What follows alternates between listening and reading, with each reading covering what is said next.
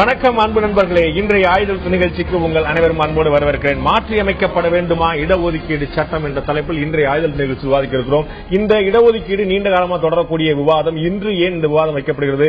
இரண்டு முக்கியமான விஷயங்கள் நடந்திருக்கின்றன. உச்ச நீதிமன்றத்தில் இரண்டு நீதிபதிகள் கொண்ட அமர்வு, தீபக் மிஸ்ரா மற்றும் பி.சி. பந்த் நீதியரசர்கள் மிஸ்ரா மற்றும் பந்த் தலைமையிலான அமர்வு ஒரு முக்கியமான உத்தரவை பிறப்பித்தது. மருத்துவ மேற்படிப்புகளில், சூப்பர் ஸ்பெஷாலிட்டி மருத்துவ மேற்படிப்புகளில் எந்த விதமான இடம், மாநிலங்கள், ஜாதி, மதம், அடையாளம், இனம் என்று எந்த விதமான இடஒதுக்கீடும் கூடாது. இதுவரைக்கும் ஏற்கனவே சொல்லப்பட்ட 1984 இந்த உச்சநீதிமன்றம் போட்ட உத்தரவை ஏன் நடைமுறைப்படுத்தவில்லை, மத்திய அரசு ஏன் தயக்கம் என்று கடுமையாக கேட்டு எந்த விதமான இடஒதுக்கீடும் மருத்துவ மேற்படிப்பில் இருக்கக்கூடாது என்று திட்டவட்டமாக ஒரு உத்தரவை பிறப்பித்திருக்கிறது. இதுல என்ன நடவடிக்கை எடுக்கப்பட்டு மத்திய அரசு விளக்கம் கேட்டிருக்கு. அதே போல பிற்படுத்தப்பட்டோருக்கான தேசிய ஆணையம் ஒரு பரிந்துரை அளித்திருக்கிறது. மிக முக்கியமான விஷயங்கள், பிற்படுத்தப்பட்டோர் என்ற பிரிவை மூன்றாக பிரிக்க சொல்லியிருக்கிறது. பிற்படுத்தப்பட்டோர், மிகவும் பிற்படுத்தப்பட்டோர், அதீதமாக மிக கடுமையாக பிற்படுத்தப்பட்டோர், எக்ஸ்ட்ரீம்லி பேக்வர்ட் என்று மூன்றாக பிரிக்க சொல்லியிருக்கிறது. பிற்படுத்தப்பட்டோர் என்ற பெயரை மூன்றாக பிரிக்க சொல்லி பரிந்துரை செய்கிறது. அதே சமயத்தில் அவர்களுக்கான கிரீமி லேயர் வருமான உச்சவரம்பு, கிரீமி லேயர் என்று அழைக்கப்படக்கூடிய வருமான உச்சவரம்பு 6 லட்சம் ரூபாய் ஆண்டுக்கான இருக்கக்கூடியதை 10.5 லட்சமாக மாற்ற வேண்டும் என்று கடந்த மார்ச் மாதம் பரிந்துரை செய்திருந்தது. தற்போது அந்த வருமான உச்சவரம்பு என்பதை 15 லட்சம் ரூபாயாக, ஆண்டுக்கு 15 லட்சம் ரூபாய் வரைக்கும் இருக்கக்கூடியவர்களுக்கு மட்டுமே இந்த சலுகைகள், 15 லட்சம் ரூபாய்க்கு மேலே இருப்பவர்களுக்கு மட்டுமே இந்த இடஒதுக்கீடு சலுகையிலிருந்து விலக்களிக்க வேண்டும் என்று சொல்லியிருக்கிறது. ஏற்கனவே 6 லட்சம் ரூபாயை போதுமானதா இருக்கிறதா, 10 லட்சம் ரூபாய் சரியா என்ற கேள்வி வரும்போது அதை 15 லட்சமாக வருமான வரையை உயர்த்த வேண்டும் என்ற பரிந்துரை. இந்த இரண்டு முக்கியமான விஷயங்கள், இடஒதுக்கீடு சட்டம், இடஒதுக்கீடு அமலாக்கம், இதில் ஒரு மறுபார்வை வேண்டுமா என்ற கேள்வி எழுப்பியிருக்கிறது. இதை பற்றி தான் இன்றைய ஆயுத நிகழ்ச்சியில் விவாதிக்க இருக்கிறோம். நிகழ்ச்சி இந்த பகுதியில் நீண்ட இடைவெளிக்கு பிறகு மூத்த வழக்கறிஞர், இந்த இடஒதுக்கீடு சட்டத்தில் மிகப்பெரிய அனுபவம் கொண்ட மூத்த வழக்கறிஞர் திரு எம். விஜயன் நம்முடைய இணைகிறார். உங்களை நிகழ்ச்சிக்கு வரவேற்கிறேன்.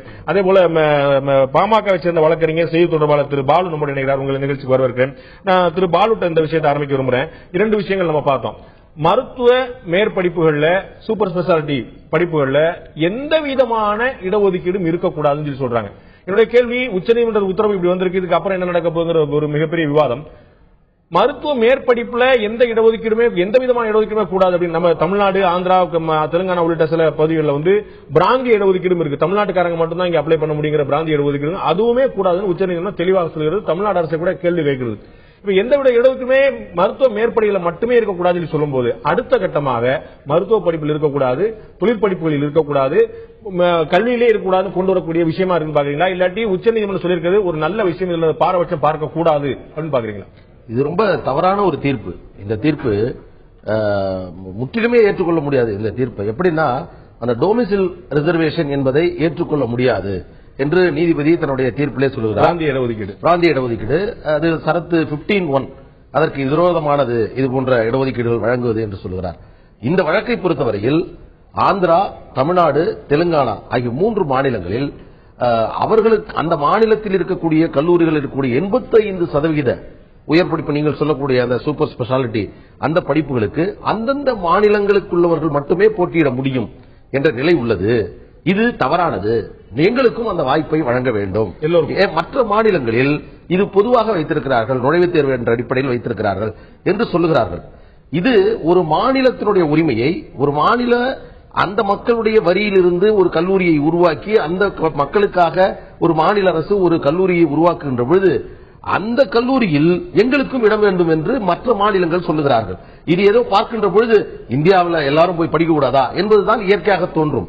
ஆனால் மிகப்பெரிய இதில் ஒரு மோசடி என்ன இருக்கிறது என்று சொன்னால், பல பெரிய மாநிலங்கள், வடக்கே இருக்கக்கூடிய உத்தரப்பிரதேசம் மற்றும் பீகார் போன்ற மாநிலங்களில் இது போன்ற கல்லூரிகளே கிடையாது. அவர்கள் என்ன செய்கிறார்கள் என்று சொன்னால், நாங்கள் எங்களுடைய படிப்பை பொதுவாக வழங்குகிறோம் என்று சொல்லிவிட்டு அங்கிருக்கக்கூடிய பெரும்பான்மையான மாணவர்கள் தென் மாநிலங்கள் என்று சொல்லக்கூடிய ஆந்திரா, கேரளா, கர்நாடகா போன்ற மாநிலங்களில் அதிகமான கல்லூரிகள் இருக்கிறது. உங்களுக்கு தெரியும், இதில் இடம்பெற வேண்டும். வடமாநிலங்களை போல, மன்னிக்கணும், தென் மாநிலங்களை போல நீங்கள் சொல்லக்கூடிய வட மாநிலங்கள் அந்த எக்ஸ்பர்டைஸ் இல்ல, அந்த படிப்புகள், உயர் படிப்புகள்ல ஒரு தேர்ந்த திறம் இல்லை அப்படின்னு நம்ம சொல்லலாம். கல்லூரிகளே இல்லைன்னு சொல்லிட முடியாது. அதுபோக யூபி, பீகார் மட்டுமே பொருத்தமில்ல, ஒட்டுமொத்தமாக நீங்கள் சொல்லக்கூடிய கேரளா, கர்நாடகா எல்லாருக்குமே பொருந்தும். இங்க என்ன ஒரு சிக்கல் எழுது, நீதிமன்றம் என்ன கேள்வி எழுப்புகிறது, பிற மாநிலத்தைச் சேர்ந்த மாணவர்கள் தமிழ்நாட்டில் படிக்கக்கூடாது அப்படின்னு தமிழ்நாடு அரசுடைய சட்டம் சொல்லுது. ஆனால் தமிழ்நாட்டு மாணவர்கள் ஒட்டுமொத்தமாக தேசம் முழுக்க போய் படிக்க போலாம்னு சொன்னா இது சமநிலையை வழங்குகிறதா? அதற்காகத்தான் அந்த 15% அந்த நேஷனல் கோட்டா என்று சொல்லக்கூடிய பிரிவிற்கு வழங்குகிறார்கள் என்றால், எந்த மாநிலத்தில் இருக்கிறோம், எந்த மாநிலத்தில் சென்று படிப்பதற்காக மாநில அரசினுடைய நிறுவனங்களாக இருந்தால் கூட அதில் 15% மத்திய அரசிற்கு வழங்க வேண்டும் என்று சொல்லக்கூடியது இது கூட்டாட்சி. ஆனால் அதே வேளையில் இருக்கக்கூடிய 85% மற்ற மாநிலங்கள் கொடு என்று சொன்னால் அது ஒரு மாநிலத்தினுடைய உரிமையை பறிக்கக்கூடிய. நீங்க ரெண்டையுமே குழப்பிக்கிறீங்களோ அப்படின்னு நான் சந்தேகப்படுறேன். என்னன்னா 85 விழுக்காடோ 75 விழுக்காடோ நம்ம வச்சுக்கிட்டு 25 விழுக்காடோ 15 விழுக்காடோ மத்திய பங்கீட்டு கொடுக்கறதுங்கிறது ஓபன் கோட்டால எல்லாருமே போட்டி விடுறதுக்கான ஒரு தேர்வுமுறை வச்சுட்டு நேஷனல் லெவல்ல நடக்கக்கூடிய என்ட்ரன்ஸ் எக்ஸாம் உட்பட பல விஷயங்கள் பண்ணி பண்றாங்க. இதுக்கும் இடஒதுக்கீடுக்கும் சம்பந்தம் இருப்பதாக நான் உணரல. இதை சொல்றது இடஒதுக்கீடுல இந்த பிளவு தேவையான்னு கேட்கிறாங்க. இடஒதுக்கீடுல இந்த பிளவு தேவையான நீதி விஷயத்துல குழப்பம் என்பதே எங்களுடைய கட்சிக்கும் கிடையாது, எனக்கும் கிடையாது. ரொம்ப தெளிவானது. என்ன சொல்றோம்னா, இந்த டொமைசைல் ரிசர்வேஷன் என்பது கூடாது என்று உச்சநீதிமன்றம் சொல்லுகிறது. அதை தாண்டி இன்னொன்னு சொல்றாங்க, சூப்பர் ஸ்பெஷாலிட்டி கோர்ஸ் போன்றவைகளுக்கு இடஒதுக்கீடு என்று கூடாது என்றார். எதெல்லாம் சூப்பர் ஸ்பெஷாலிட்டி என்று சொன்னால் 1984 தீபக் மிஸ்ராவுடைய ஜட்ஜ்மெண்ட்டுக்கு பிறகு 27% இடஒதுக்கீடுக்காக Ashok Kumar versus union of India judgment வந்தது. அந்த 27% இடஒதுக்கீடு இருக்கும்போது அதில் சூப்பர் ஸ்பெஷாலிட்டி கோர்ஸ் இது எதற்கெல்லாம் கொடுக்க வேண்டும் என்பது மிக நீண்ட விவாதத்திற்கு ஒரு சார்லாம் கூட வந்து அதுக்கு வழக்கை நடத்தினால் நானும் சென்றிருந்தேன். அதில் மிகப்பெரிய விவாதம் நடத்தப்பட்டது. இந்த Dipak Misra judgment outdated judgement.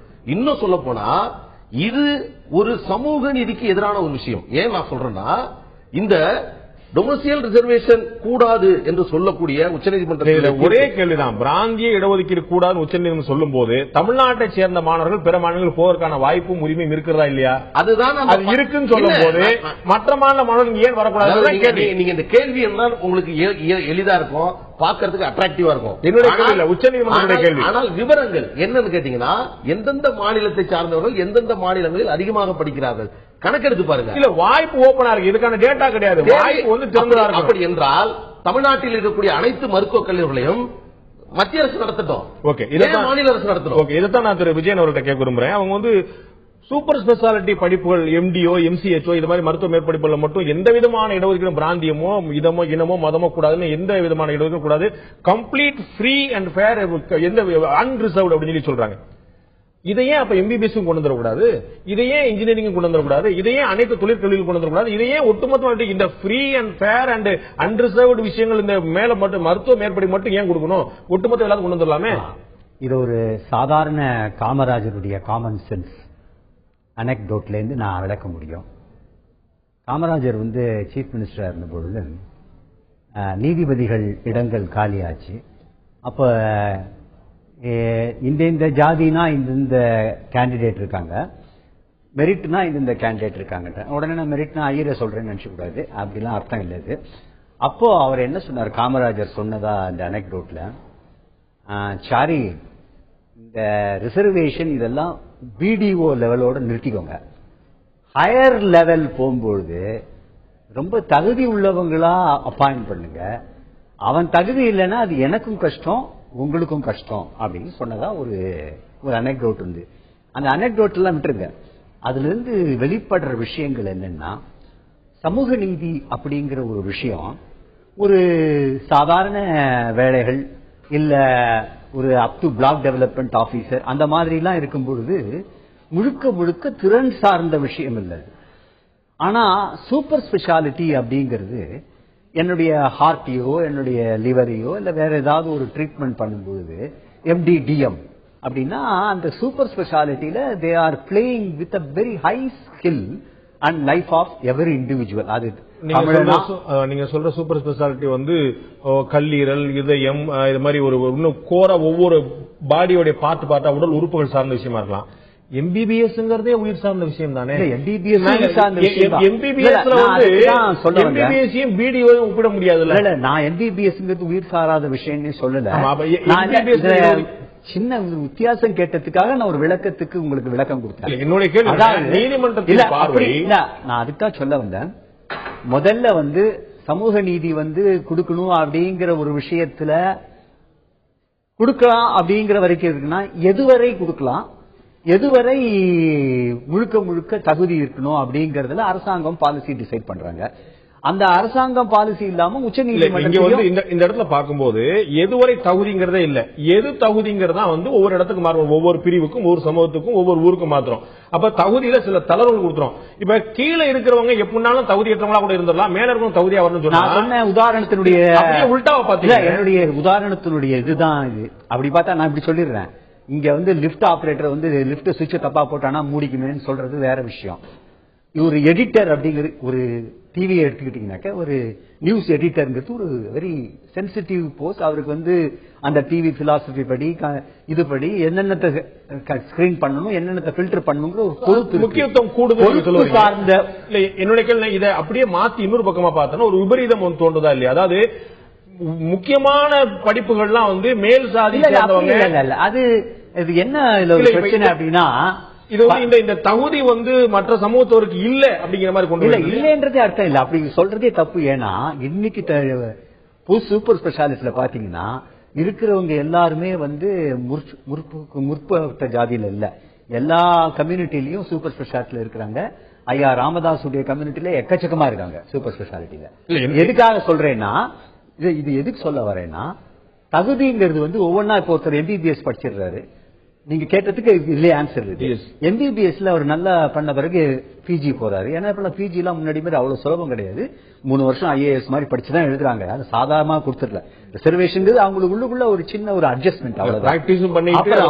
ஒருத்தர் பிஜியும் பண்ணிட்டா அவருக்கு சூப்பர் ஸ்பெஷாலிட்டின்னு வரும்பொழுது கடைசி வரைக்கும் அந்த ஒரு தகுதி எல்லாம் வச்சுட்டு வந்த பிறகு ஹையஸ்ட் லெவல் இதுதான் மெடிக்கல்ல வந்து ஹையஸ்ட் குவாலிபிகேஷன் எதுனா சூப்பர் ஸ்பெஷாலிட்டி தான் பொழுது ஹையஸ்ட் லெவல்ல வரும்பொழுது அதர் ஃபேக்டர்ஸோட மெரிட் ஃபேக்டர்ஸ் ரொம்ப இம்பார்ட்டன்ட். நோ காம்ப்ரமைஸா இருக்கணும்.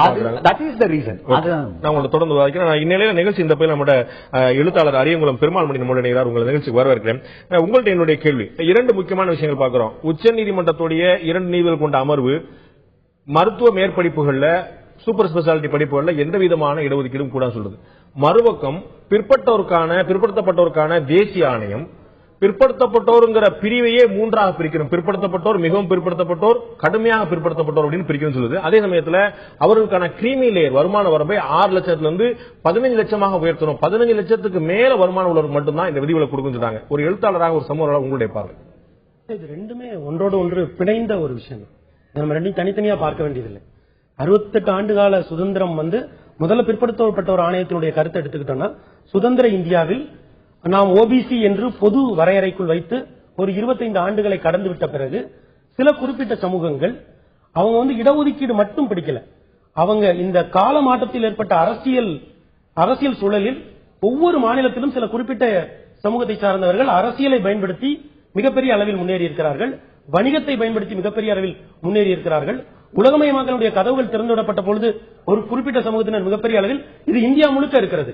ஆக பிற்படுத்தப்பட்ட ஒரு ஆணையம் 3ஆக பிரிக்க வேண்டும் என்று சொல்வது, நீங்க சொல்லக்கூடிய வணிகமும் அரசியலும் பொருளாதார அடிப்படையிலான இடஒதுக்கீடு வித்துட்டு செல்லக்கூடியவை. ஆமா. அப்ப உங்களுடைய பார்வையில இடஒதுக்கீடு என்பது ஜாதி என்பதை தாண்டி பொருளாதார கொண்டு வந்து நீங்க பாக்குறீங்க. ஆமா, அந்த கிரிமி லேயர் வச்சுட்டோம்னாலே அரசாங்கமே பொருளாதாரத்தை வச்சிருது இல்ல. அப்ப நம்ம அதை இன்னமும் கொஞ்சம் ஆழமா பார்க்கணும்ல. இப்போ 15 லட்சம் 6 லட்சம் கிரிமி லேயரா இருக்கு, அதை 15 லட்சமா மாத்தணும்னு அரசாங்கமே சொல்லுது. 6 லட்சம் கிரிமி லேயர் வந்தப்பவே அதுக்குள்ள ஒரு எக்கனாமி ஆங்கிள் வந்துருச்சு இல்லீங்களா? அது சாதி மட்டும் சார்ந்தது இல்ல. அப்போ அதையும் நம்ம தாண்டி பார்க்கும்போது இப்ப பிற்படுத்தப்பட்ட ஒரு ஆணையம் சொல்றது சரிதானே. ஏன்னா கிரிமி லேயரை 15 லட்சமா ஏன் மாத்தணும்னு சொல்றோம் அப்படின்னா வருவாய் கூடிருச்சு, வாழ்வாதாரம் கூடிருச்சு, இங்க உள்ள செலவினங்கள் கூடிருச்சு. அந்த அடிப்படையில தான் அவங்க 6 லட்சமா இருக்கிறத 15 லட்சமா மாத்தணும். நீங்க எவ்வளவுதான் கோடீஸ்வரனா ஆயிட்டா கூட, நான் ஒரு தாழ்த்தப்பட்ட சமூகத்தை சேர்ந்தவனாக இருந்தால் என்னை இந்த சமூகம் பார்க்கக்கூடிய விதம் எந்த விதத்திலாவது மாறுதா? பீகார்ல தான் நியமித்த ஒரு முதலமைச்சர் நிதின் ராம் மஞ்சி தான் நியமித்த ஒரு முதலமைச்சர், அவர் சுயமா செயல்படுறாருன்னு அவர் வந்து இன்னொரு பிற்படுத்தப்பட்ட சமூகத்தை சேர்ந்தவர் நடத்திய விதம் நாடு பார்த்தது. ஆமா, அப்போ தாழ்த்தப்பட்ட, மிகவும் தாழ்த்தப்பட்ட, அவர் இன்னும் ரொம்ப மோஸ்ட் ஷெட்யூல் காஸ்ட்ல ரொம்ப தாழ்த்தப்பட்ட ஒரு நிலைமையில் இருந்தவர், அவர் வந்து நடத்தப்பட்டது நாடு பார்த்தது. முதலமைச்சராகவே இருந்தாலும் ஜாதி நேரடியாக தாக்கும் போது நீ 15 லட்சம் ரூபாய் சம்பாதிச்சா, 20 லட்சம் ரூபாய் சம்பாதிச்சா, அரசியல் நல்ல நிலைக்கு வந்தா உனக்கு இடஒதுக்கீடு கிடையாது சொல்றது ஒரு பாரபட்சமற்ற பார்வையா? கண்டிப்பாங்க. இந்த சிக்கல் தான் இந்தியாவினுடைய சிக்கல். நீங்க இதுதான் இந்தியாவினுடைய அடிப்படை சிக்கல். நாம வந்து சோசியோ கல்ச்சரல் ஃபேப்ரிக் வந்து ஒரு பல்வண்ண பலவித மதம் ஜாதி நிறைந்த ஒரு நாடுங்கிறோம் இல்லையா? அந்த நாடு என்று நாம் பேசுகிற பெருமைக்கு கீழே இப்படி அடிநாதமாக சாதிய சிக்கல்கள் இருக்கிறது. இந்த சிக்கல்களை புரிந்து கொண்டு ஒவ்வொரு கட்டத்திற்கும் நாம் அடுத்த கட்டத்திற்கு நகர்வதுதான் இந்திய ஜனநாயகத்திற்கு விதிக்கப்பட்ட மிகப்பெரிய சவால். என்னுடைய கேள்வி தொக்கி வைக்கக்கூடிய பதில் என்னன்னா, இன்னமும் அவர்கள் தாழ்த்தப்பட்டவர்களும் பிற்படுத்தப்பட்டவர்களும் அப்படியே இருக்கிறார்கள். பொருளாதார நிலையில எந்த மாறுபாடு அடைந்தாலும், மனைவியோ கணவனோ வேறு சமூகத்தை சேர்ந்தவராக இருந்தாலும் பிரித்து பார்க்கிறார்கள். மனைவி இந்த ஜாதியா, நீ இந்த ஜாதின்னு கேட்கிறாங்க. அப்ப ஒரு ஆள் வேறொரு ஜாதி சேர்ந்தாலும் அவர் பாரபட்சம் எல்லாம் பாக்குறாங்க. அப்ப இந்த ஒரு பாரபட்சமான பார்வை சமூகத்தில் பின்தங்கியவர்களை தள்ளி கொண்டிருக்கும் போது இல்ல, இதுல ரெண்டு விதமான விஷயம் இருக்கு இல்லீங்களா? சட்டம் அவர்களை எப்படி பார்க்கிறது, தனி மனிதர்கள் அவர்களை எப்படி பார்க்கிறோம். இப்போ சட்டத்தின் அடிப்படையில் நான் எப்படி பார்க்கப்படுகிறேன் என்பது வேறு, என்னுடைய சக மனிதன் ஒருவன் என்னை சாதியின் அடிப்படையில் எப்படி பார்க்கிறான் என்பது வேறு. ஆக இந்த இரண்டும் மாற வேண்டும் என்றால், நீங்க சொன்ன அந்த மஞ்சி கேஸை எடுத்துக்கலாம், பீகார் திட்டத்தை எடுத்துக்கொள்ளலாம். பீகாரினுடைய அரசியலில் ஒரு சூழலில் ஒரு பிற்படுத்தப்பட்ட சமூகத்தை சார்ந்தவர் ஒரு தாழ்த்தப்பட்ட சமூகத்தை சார்ந்தவரை முதலமைச்சராக நியமிக்கிறார். முதலமைச்சராக நியமித்த அடுத்த கணமே அந்த மாநிலத்தினுடைய டிஜிபிக்கள், தலைமைச் செயலாளர்கள் எல்லோரும் ஒரு முதலமைச்சருக்கு கொடுக்கக்கூடிய மரியாதையை தான் கொடுக்கிறார்கள். அது சட்டத்தின் அடிப்படையில் எல்லாம் நடத்தப்படுகிறது. ஆனால் அதை தாண்டி தனி மனிதர்கள் எப்படி, இந்த ரெண்டு சவால் இந்தியாவுக்கே உரித்த சவால். அங்கதானே சமூகத்தாலும் சக மனிதர்களால் நடத்தப்படக்கூடிய விதம் மோசமான இருக்குன்னு சொல்றதுனால தானே சட்டம் அவர்களுக்கு சிறப்பு உரிமை வழங்குகிறது. அதை நீங்க தனி மனிதர்கள் எப்படி பார்க்கிறார்கள் என்பதை அறிவார்ந்த உரையாடல்களின் மூலம் தான் மாற்ற முடியும்.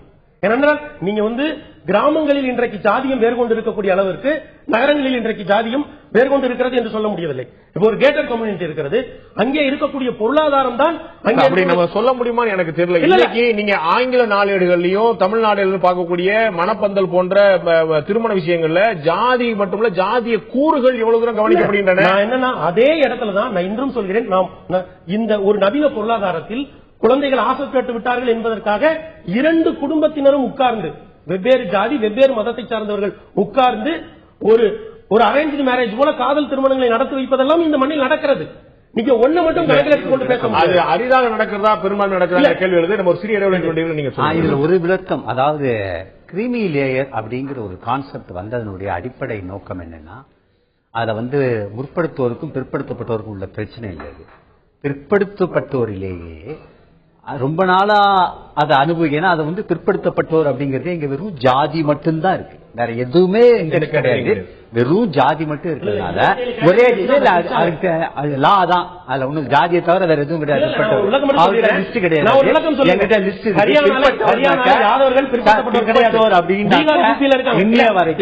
அவர் சொல்றது வேற ஒரு பாயிண்ட். அவர் சொல்றது அதற்கான கிரைட்டீரியாவா ஜாதி மட்டும் தான் இருக்கிறதுனால 60 வருஷமா பேசிட்டு இருக்கேன். பிற்பட்டோர் அப்படிங்கிற ஒரு எனக்கு அதுல நல்லா தெரியும் சொல்றதுல மேலாதிக்கம். இதுல 60 ஆண்டுகளா எனக்கு பழுத்த அனுபவம் இருக்குன்னு சொல்றேன். எதுக்கு நம்ம நினைவு நான் முடிச்சிருக்கேன். பிற்படுத்தோர் அண்ட் முற்படுத்தோர்களுக்கு உள்ள பிரச்சனை இல்ல இந்த கிரீமி லேயர் பிரச்சனைங்கிறது ஒரு ஜாதி அடிப்படையில நாம சோசியலி எஜுகேஷனலி பேக்வர்டு குறியீடு செய்யும் பொழுது ஒரே மாதிரி இருக்க மாட்டாங்க. அதுல கொஞ்சம் முன்னேறினவங்க இருப்பாங்க, பின்னேறினவங்க இருப்பாங்க. அப்போ அதுலயே ஒரு ஐஏஎஸ் ஆபீசர் 4 தலைமுறை இருந்தாங்கன்னா அவங்க பையனுக்கு கொஞ்சம் ஈஸியா பண்ண முடியும். அதே ஃபேமிலியில ஒரு ஃபர்ஸ்ட் ஜெனரேஷன் படிச்சுட்டு காலேஜுக்கு வரவங்களா இருந்தா அவங்களுக்கு கொஞ்சம் கஷ்டமா இருக்கும். அதனால கிரீமி லேயர்னு ஒண்ணு இருந்தா நீங்க ஜாதியில வச்சுட்டா கூட தப்பு இல்ல. ஆனா it will remove already grown up. இவ்வளவு நாளா ஒரே சமூகத்தில் இருக்கக்கூடிய வளர்ந்தவர்களுக்கான வாய்ப்புகளை குறைத்து விட்டு அதே சமூகத்தில் பின்தங்கக்கூடிய வாய்ப்பு கொடுக்கிறது தான் கிரீமி லேயர் பாருக்கு. 2 முக்கியமான கேள்வி எழுந்திருக்கிற தமிழகத்தில் சில சமூகத்தை சேர்ந்தவர்கள் 1975 வரை முற்பட்ட பிரிவில் இருந்தார்கள். 1975க்கு பிறகு அவர்கள் பிசி பிற்படுத்தப்பட்டவர்கள் பட்டியலில் மாறுறாங்க. 75க்கு பிறகு பிற்படுத்தப்பட்டவர்கள் பட்டியலில் மாறினாங்கன்னா அவர்கள் பிற்படுத்தியவர்கள் யார்? அதற்கு முன்னால் எப்படி முற்பட்டவர்களாக இருந்தார்கள், அதற்கு எப்படி பிற்படுத்தப்பட்ட மாறினார்கள்? அரசியல் தான் காரணமா இருக்கிறதா? 2வது முக்கியமான கேள்வி, இந்த தேசிய பிற்படுத்தப்பட்டவருக்கான தேசிய ஆணையம் மார்ச் மாதம் இந்த கிரீமி லேயருக்கான வரையறை 6 லட்சம் ரூபாயிலிருந்து 10 லட்சம் ரூபாய் உயர்த்த வேண்டும் சொல்கிறது. அக்டோபர் மாதத்தில் இருந்து 15 லட்சம் ரூபாய் உயர்த்த வேண்டும் சொல்கிறது.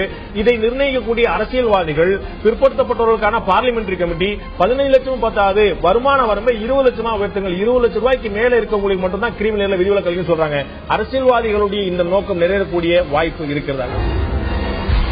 மாற்றியமைக்கப்பட வேண்டுமா இடஒதுக்கீடு சட்டம் என்ற தலைப்பில் இன்றைய ஆய்தல் நிகழ்ச்சியில் விவாதித்துக் கொண்டிருக்கோம். நான் மூத்த வழக்கறிஞர் திரு விஜயன் கேட்க விரும்புகிறேன். உச்சநீதிமன்றம் இந்த 69% இடஒதுக்கீடுக்கு எதிரான உங்களுடைய வழக்கு உட்பட பல்வேறு வழக்குகளை இந்த இடஒதுக்கீடு பிரச்சனை அணுகிட்டு இருக்கு, அதை கையாண்டு இருக்கு. எனக்கு என்ன இந்த உச்சநீதிமன்றமே பல்வேறு சந்தர்ப்பங்களில் பல்வேறு விதமான ஒரு முரண்பாடான உத்தரவுகளை பிறப்பிச்சிட்டு இருக்கோம் அப்படின்னு சந்தேகம் வருது. இப்போ இந்த மருத்துவ உயர்கல்வியில இடஒதுக்கீடுங்கிற சாத்தியமே இல்லைன்னு சொல்லுது.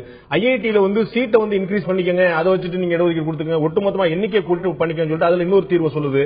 அதே பக்கம் மத ரீதியான இடஒதுக்கீடு கூடாதுன்னு சொல்லிட்டு தமிழ்நாடு உட்பட பல இடங்களில் மத ரீதியான இடஒதுக்கீடு இருக்கிறத அனுமதிக்குது.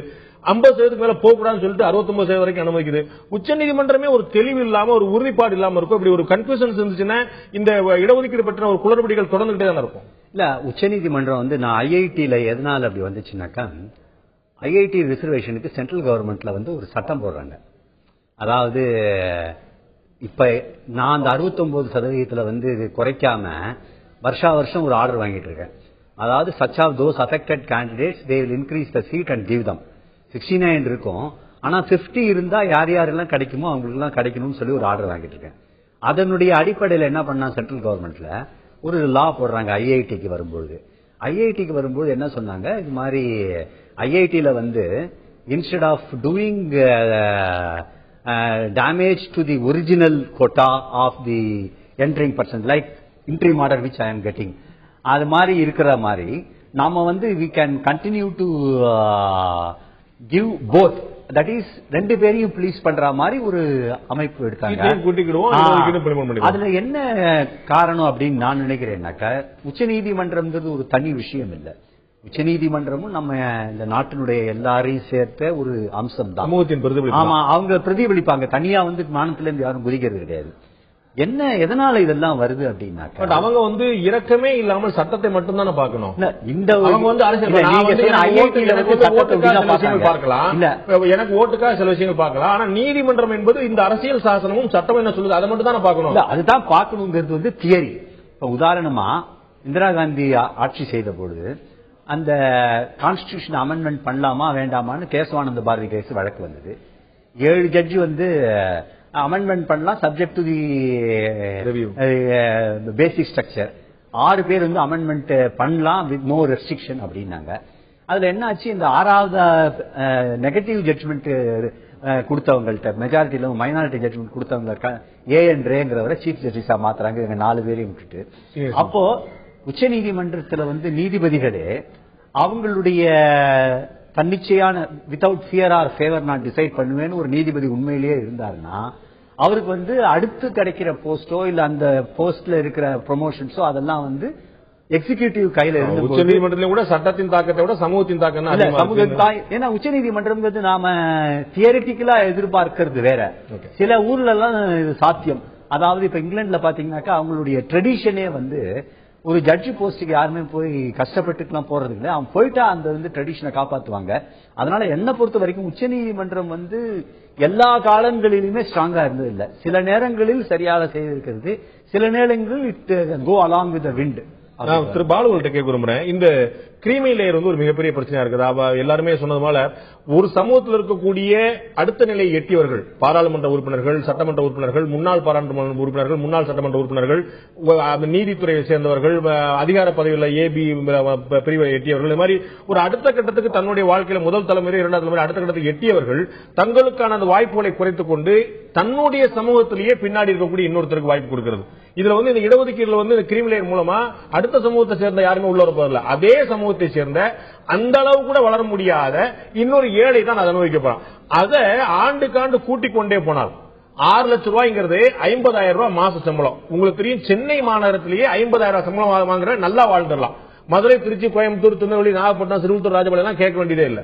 அப்ப இதை 6 லட்சம் 10 லட்சம் ஆகும் சொல்லி 75,000 மேல கொண்டு வர சொல்றீங்க. அது 15 லட்சம் ஆகும் சொல்லி 1.5 லட்சம் கொண்டு போன மாசத்துக்கு 1.5 லட்சம் ரூபாய் சம்பாதிக்கிறவனுக்கு மேலதான் கிரீமி லேயர் கொண்டு வந்தா இது அந்தந்த சமூகத்தில் இருக்கக்கூடிய ஏழைகள் வயிற்றில் அடிக்கக்கூடிய விஷயமா இருக்காதா? அதாவது இப்ப இந்த விவாதத்துல அடிப்படையான விஷயத்தையும் அவசியமான விஷயத்தையும் நாம முதல்ல ஆய்வு செய்யணும். தேவையில்லாத விவாதங்களுக்குள் நான் செல்ல விரும்பவில்லை. ஒரே ஒரு செய்தி இல்ல, மேலோட்டமாக கிரீமி லேயர் என்ற ஆஸ்பெக்டையும் இன்றைக்கு இருக்க வெளியில போறாங்க உள்ள வராங்க என்பதை தாண்டி உங்களுக்கு தகவலுக்காக சொல்றேன். ஒரு வார்த்தையோட நான் பயன்படுத்த பிற்படுத்தப்பட்டோருக்கான தேசிய ஆணையம் சொன்ன பரிந்துரை தான் உங்கள்ட்ட பேசிட்டு விஷயத்தை நான் சொல்ல வரேன். சார் சொன்னாங்க, நீண்ட விளக்கம் சொன்னாங்க, நண்பர் சொன்னாரு. என்னுடைய கருத்து, உச்சநீதிமன்றம் இன்றைக்கு சொல்லியிருக்கக்கூடிய சூழலில் ஐயா சொன்னதின் அடிப்படையில் ஒரு இடஒதுக்கீடு என்பது திறமையை சமரசம் செய்யக்கூடியது என்ற கருத்தே தவறானது. இடஒதுக்கீடு அது விஜயன் சொன்னா தவறான கருத்தா இருக்கலாம். உச்சநீதிமன்றம் தவறு, உச்சநீதிமன்றமே சொன்னாலும் தவறு. எந்த அடிப்படையில் சொல்கிறது? உச்சநீதிமன்றம் இடஒதுக்கீடு வழங்கப்பட்டதற்கு பிறகு, அதில் பணியாற்றியதற்கு பிறகு எந்த அளவிற்கு புரொடக்டிவ் குறைந்திருக்கிறது, எந்த அளவிற்கு ஆற்றல் குறைந்திருக்கிறது, எந்த அளவிற்கு மனிதனுடைய ஆற்றல் உன்னுடைய செயல்பாட்டில் குறைந்திருக்கிறது என்பதற்கான விவரம் வேண்டும். இன்னொரு செய்தி அந்த மாதிரி சொல்ல அவங்க என்ன சொல்றாங்க, அவங்க கேட்கறாங்க, privilege remains unchanged even after 68 years of independence. அந்த சிறப்புரிமை கொடுத்தது ஒரே விஷயத்துல இடஒதுக்கீடின் நோக்கம் தவறாக பயன்படுத்தப்படலையான்னு கேள்வி. என்னுடைய ஒரே விஷயத்துல இந்த விவாதத்தினுடைய பொருள் எல்லோருக்கும் புரிஞ்சிடும். ஒன்னு சொல்றேன், 67 ஆண்டுகள் இடஒதுக்கீடு என்று சொல்கிறீர்களே, இதே உச்சநீதிமன்றம் 67 ஆண்டுகள் இந்தியாவில் இடஒதுக்கீடு கொடுத்ததற்கு பிறகு இந்தியாவில் இருக்கக்கூடிய மொத்த பணியாளர்களில் எத்தனை சதவீதம் பேர் உயர்நிலையிலிருந்து கடைநிலை வரை எத்தனை சதவீதம் எஸ்சி எஸ்டி இன்றைக்கு பணியில் இருக்கிறார்கள், ஓபிசி எத்தனை பேர் பணியில் இருக்கிறார்கள், உயர் சாதியினர் எத்தனை பேர் பணியில் இருக்கிறார்கள் பட்டியலை கொண்டார்.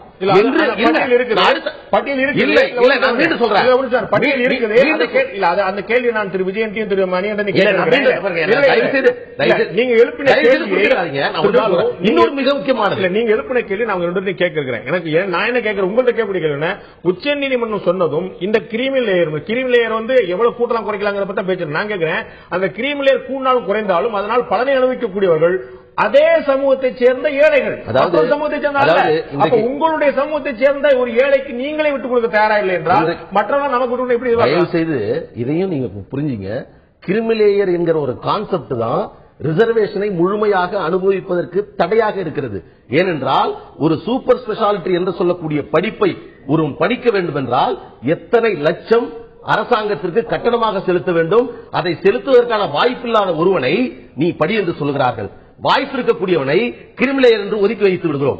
அதற்காகத்தான் சொல்லுகிறார்கள் சூப்பர் ஸ்பெஷாலிட்டி படிக்கிறதுக்கு அவன் அதற்கு முன்னாடியே எம்பிபிஎஸ் படிச்சிருக்கணும். மேற்படி போறதில்லை. இன்னொரு கருத்து சொல்லிடுறேன், நீங்க தவறா சொல்லிடக்கூடாது இல்ல. நான் சொல்றேன் படிப்பு போறவன் ஆல்ரெடி டாக்டரா பிராக்டிஸ் பண்ணிட்டு இருக்கிறவன் தான் போவான். தயவுசெய்து இன்னொரு கருத்தை நீங்க தயவுசெய்து எடுத்துக்கணும். இந்த கிரிமிலேயர் சூப்பர் ஸ்பெஷாலிட்டி என்று சொல்லக்கூடாது, எம்டி, நீங்க எம்சி, இந்த இரண்டையும் சூப்பர் ஸ்பெஷாலிட்டி என்ற வரையறுக்குள் கொண்டு வருவதே ஒரு சமூக நீதிக்கு எதிரான ஒரு திட்டம், ஒரு சதி. ஏனென்றால் ஒரு ஐஏஎஸ் படிப்பு இருக்கிறது. ஒரு ஐஏஎஸ் படிப்பை விட சூப்பர் எம்டி படிப்பு வந்து உயர்ந்த படிப்பா?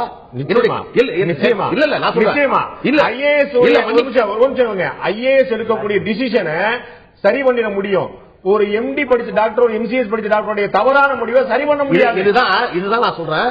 கான்ஸ்டிடியூஷன் டிபேட்ல இருந்து 27% இடஒதுக்கீடு Ashok Kumar versus union of India வழக்கிலிருந்து விவாதிக்கப்பட்ட போது எடுத்தீங்கன்னா, ரிசர்ச் ஓரியன்டட் கோர்ஸ், டாக்டரேட் என்று சொல்லக்கூடிய ஒரு ஆய்வுக்கு உட்படுத்தக்கூடிய பணியாற்றக்கூடிய ஒரு பணி மட்டும்தான் ரிசர்ச் ஓரியன்டட் என்று சொல்லக்கூடியது மட்டும்தான் சூப்பர் ஸ்பெஷாலிட்டி என்று வரையறுக்கிறார்கள். எல்லாம் நீங்க சொன்னீங்க முதல் கேள்விய, இன்னைக்கு எம்டிக்கு சொல்லிட்டு நாளைக்கு எம்பிபிஎஸ் சொல்லிட்டு அதுக்கு அடுத்து நீங்க சொன்னாலே பார்த்தா எம்பிபிஎஸ் ரிசர்ச்ல கொண்டு வரணும். எம்பிபிஎஸ் வந்து மருந்துக்கு நோய் விஷயம் இல்ல, அதுல ஒரு கூரிய பார்வை இருக்கணும். 4 மாதம் எந்த மாத்திரம் எம்பிபிஎஸ்ங்கிறது ஒரு அதற்கான ஒரு அனுமதி தான், ஒரு பர்மிஷன் தான், பேசிக்கா தான் படிக்கிறாங்க. ஒரு மருத்துவம் என்பது எம்பிபிஎஸ் என்பது ஒரு பேசிக் ஸ்டடி. அதுவே நீங்க மருத்துவமானவர்களே எம்டி எல்லாராலையும் படிச்சிட முடியாது. இடஒதுக்கீடு வச்சா கூட அதுல போட்டி போட்டு தேர்வு எழுதி வருவதே பெரிய அபூர்வம். அதையே நீங்க வச்சீங்கன்னா 7 முறை 8 முறை எம்டி எழுதிட்டு பிஏ கூட ரிசர்ச் ஆயிடும், எம்ஏ கூட ரிசர்ச் ஆயிடும். நான் என்ன சொல்றேன்னா, இடஒதுக்கீடு என்பதை இன்றைக்கு நீங்க பேசுங்க 68 ஆண்டுகள் 67 வருஷம் சொல்றோம். நான் கேட்கிறேன் ஒரே ஒரு கேள்வி, 67 ஆண்டுகளில் இதுவரையில் ஏன் இடஒதுக்கீடு முழுமையாக, நான் சொல்றேன் எல்லா சாதிகளும் ஒரு கேள்வி கேட்டீங்க, எடுத்துக்கிறேன், ஜாதிகளை வெளியில இருக்கிறோம் 15-17 சொல்லுங்க. எவ்வளவு காலத்துக்கு தான் எங்களுக்கு ரிசர்வேஷன் கொடுத்துக்கிட்டே இருக்கிறது முடிவு பண்றீங்க? எவ்வளவு காலத்துக்கு தான் இந்த ரிசர்வேஷனுக்காக நாங்கள் போராடி கொண்டே இருப்பது? ஒரு ரிசர்வேஷனுக்காக யார் போராடுறாங்க? இதுதான் தவறான புரிதல். என்னன்னா இன்றைக்கு இந்தியா முழுவதும் இருக்கக்கூடிய விவாதம், நீங்கள் சொல்லக்கூடிய முற்பட்ட வகுப்பை சேர்ந்த பட்டேல் வகுப்பினரும் அந்த பகுதியில் ஜாட் சமூகத்தில் அவங்க தான் பிற்பட சொல்றாங்க. என்ன சொல்ற? அதே சொல்ற தாழ்த்தப்பட்ட சமூகத்தினர் இன்றைக்கு அவருடைய இலக்கு என்பது, அவருடைய அரசியல் என்பது வேறு விதமாக போய்விட்டது. ஆனால் தாழ்த்தப்பட்ட ஒடுக்கப்பட்ட சமூகத்தினுடைய சமூக கல்வி நிலை என்ன என்பதை ஆய்வு செய்து ஏன் இப்படி இருக்கிறோம் என்ற கேள்வி எழுப்பக்கூடிய அரசியல் இன்றைக்கு புறக்கணிக்கப்பட்டிருக்கிறது. ஒரு கேள்விக்கு நீங்க பதில் அளிக்கலாம் நான் பாக்குறேன். நான் மற்றொரு வாய்ப்பு நினைக்கிறேன். என்ன, இந்த கிரீமி லேயர் மூலமாக பலன் அடைவது பிற சமூகத்தை சேர்ந்தவர்களா, அதே சமூகத்தை சேர்ந்த ஏழை பாளைகளா? என்ற கொள்கையில் கிரீமி லேயர் என்பதே சமூக நீதிக்கு எதிரானது. ஏனென்றால் நான் 15 லட்சம் ரூபாய் ஆண்டுக்கு சம்பாதிப்பேன், மாசத்துக்கு 1.5 லட்சம் ரூபாய் சம்பாதிப்பேன். நானும் இந்த இந்தியாவில் 30 கோடி பேர் வறுமை கோட்டுக்கு கீழே இருக்கிறார்கள். இன்றைய தேதியில் ஒரு நாளைக்கு 50 ரூபாய் வருமானத்துக்கு இல்லாம மாசத்துக்கு 1500 ரூபாய்க்கு வருமானம் 30 கோடி பேர் அரசு புள்ளிவரத்தில்.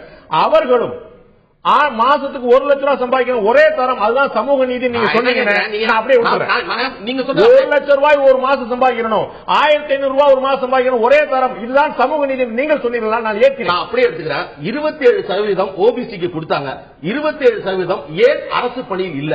நீங்க சொல்ற இந்த கிரிமினல் மிகப்பெரிய கேள்வி. ஏனென்றால் இன்னைக்கும் இந்தியாவில் என்ன விவாதம் நடக்குதுன்னா, ஒரு இடஒதுக்கீடு எப்படி முடிவுக்கு கொண்டு வருது, ஒரு இடஒதுக்கீட்டுக்கு என்னென்ன நிபந்தனைகள், இதே உச்ச நீதிமன்றம் இடஒதுக்கீடு தொடர்பாக 50% இடஒதுக்கீடு எல்லா நிபந்தனைகளையும் உச்சநீதிமன்றம் ஒரு கேள்வியை நீங்க மடைமாற்றி நினைக்கிறேன். இடஒதுக்கீடை குறைப்பது பற்றியோ இடஒதுக்கீடு பிற சமூகத்தை சேர்ப்பது பற்றிய விவாதம் வரவே இல்லை. இடஒதுக்கீடு பிரிவில் யாருக்கு என்ற கேள்வி எப்படி வர வேண்டும் என்றால், முறையான சாதிவாரி கணக்கெடுப்பு, ஒரு சமூகத்தினுடைய சமூக சூழ்நிலை, இதை புரிந்து கொண்டு இருக்கிறவங்களுக்கே கிடைக்குதா அப்படிங்கிறத கேள்வி. நான் திருமணி முக்கியமான விஷயம், அதை தேசிய பிற்படுத்தப்பட்டவருடைய ஆணையமும் அதை சொல்கிறது. 27 விழுக்காடு பிற்படுத்தப்பட்டவர்கள் இடஒதுக்கீடு என்று சொல்லி கடந்த 20 ஆண்டுகளில் ஒரு முறை கூட மத்திய அரசு பணிகளில் 27 விழுக்காடு அடையப்படவே இல்லை. இன்றைக்கும் கூட இந்த லாஸ்ட் 20 இயர்ஸ் 2 ஆண்டு 2 டிகேட்ல 17 விழுக்காடு தான் பிற்படுத்தப்பட்டவர்கள் உள்ள பணியில் இருக்கிறாங்க. அப்ப ஏற்கனவே பேக்லாக் ஏற்கனவே 17 விழுக்காடு, 27 விழுக்காடு அனுமதிக்கப்பட்ட இடத்துல 17 விழுக்காடு தான் இருக்குன்னு சொல்லும் போது அவர்கள் பிற்படுத்தப்பட்டவர்களை மேல தூக்கி வருவதான நோக்கமா இருக்க முடியும். அப்ப இன்னும் 10 விழுக்காடு மக்கள் உள்ள வருது, அதாவது அனுமதிக்கப்பட்ட 27 விழுக்காடு உள்ள வருவதற்கான வாய்ப்பை ஏற்படுத்தாம அதுலயும் பாதி பேர் வெளியே கொண்டு வரும். சரியா இல்ல, இது இப்ப இருக்கிற இந்த 27% அல்லது இப்போதைக்கு இருக்கக்கூடிய இந்த 49.5% இடஒதுக்கீடை மாற்ற வேண்டும் என்பதோ விவாதம் அல்ல. இன்றைக்கு உச்சநீதிமன்றம் தொட்டு இருக்கிற இடம் என்னவென்றால் கிரீமி லேயர், பேக்வர்ட் கமிஷன் தொட்டிருக்கிற இடம் என்னவென்றால் கிரீமி லேயர் பற்றி தொடுகிறார்கள். நான் இந்த சபையில் ஒரு விஷயத்தை பதிவு செய்ய விரும்புகிறேன். இந்தியா முழுவதும் நகரங்களிலும் கிராமங்களிலும் ஒரே வகுப்பு ஜாதி, ஒரு 18 ஜாதிகளை எடுத்து ஒரு ஆராய்ச்சி செய்தார்கள்.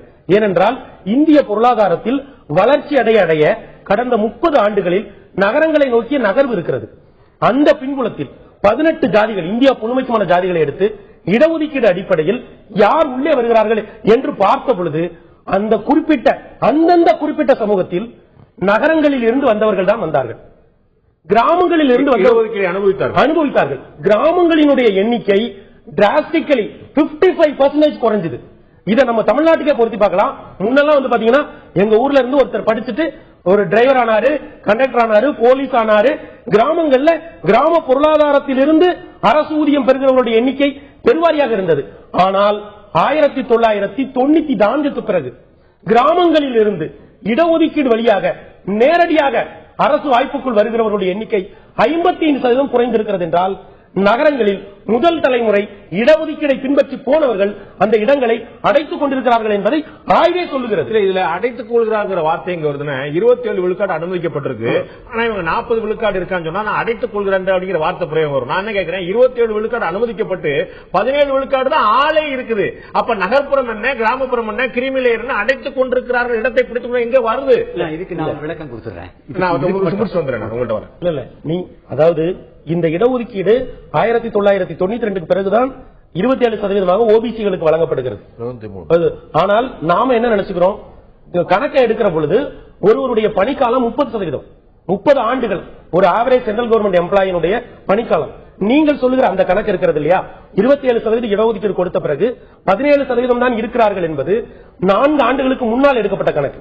இல்ல கடந்த 20 17 நீங்க சொல்றதே இல்ல தவறா சொல்றாங்க. 17 என்பது தாழ்த்தப்பட்ட சமூகத்தில் இருக்கிறவங்க. அதுவே என்ன சொல்றாங்க? இல்ல இல்ல சார், ஒரு நிமிஷம். 5.23% இல்ல இல்ல உங்களை நான் தகவல் தர முடியும். ஓபிசி மட்டும் வச்சு பேசுறேன்.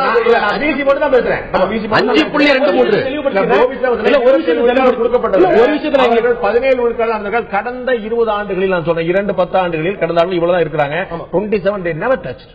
இல்ல இப்ப இவங்க என்ன சொல்றாங்கன்னா ஆவரேஜ் ஆனுவல் இயர் ஒரு நீங்க சொல்றதா பணியில இருப்பவர்கள் இல்ல, ஒவ்வொரு ஆண்டும் நியமனத்தில் உள்ள கணக்கு. நீங்க 20 ஆண்டுகள் உள்ள நியமனம், 20 ஆண்டுகள் ஒட்டுமொத்தம் இருக்கிறவங்க நீங்க மாநில ரீதியாக பிரதிநிதித்துவப்படுத்தி பாருங்கள். மாநில ரீதியா சார் நான் சொல்றது மத்திய அரசு பணியில மட்டும் வேற மாநில இல்ல. நான் சொல்ற புள்ளி வரும் தேசிய பிற்படுத்தப்பட்டோர் ஆணையம் சொன்னதுபடி மத்திய அரசு பணிகளில் கடந்த 20 ஆண்டுகளில் 27 விழுக்காடு நியமனங்கள் அனுமதி இருந்தும் கூட 17 விழுக்காடுக்கு மேலே எட்டவில்லை.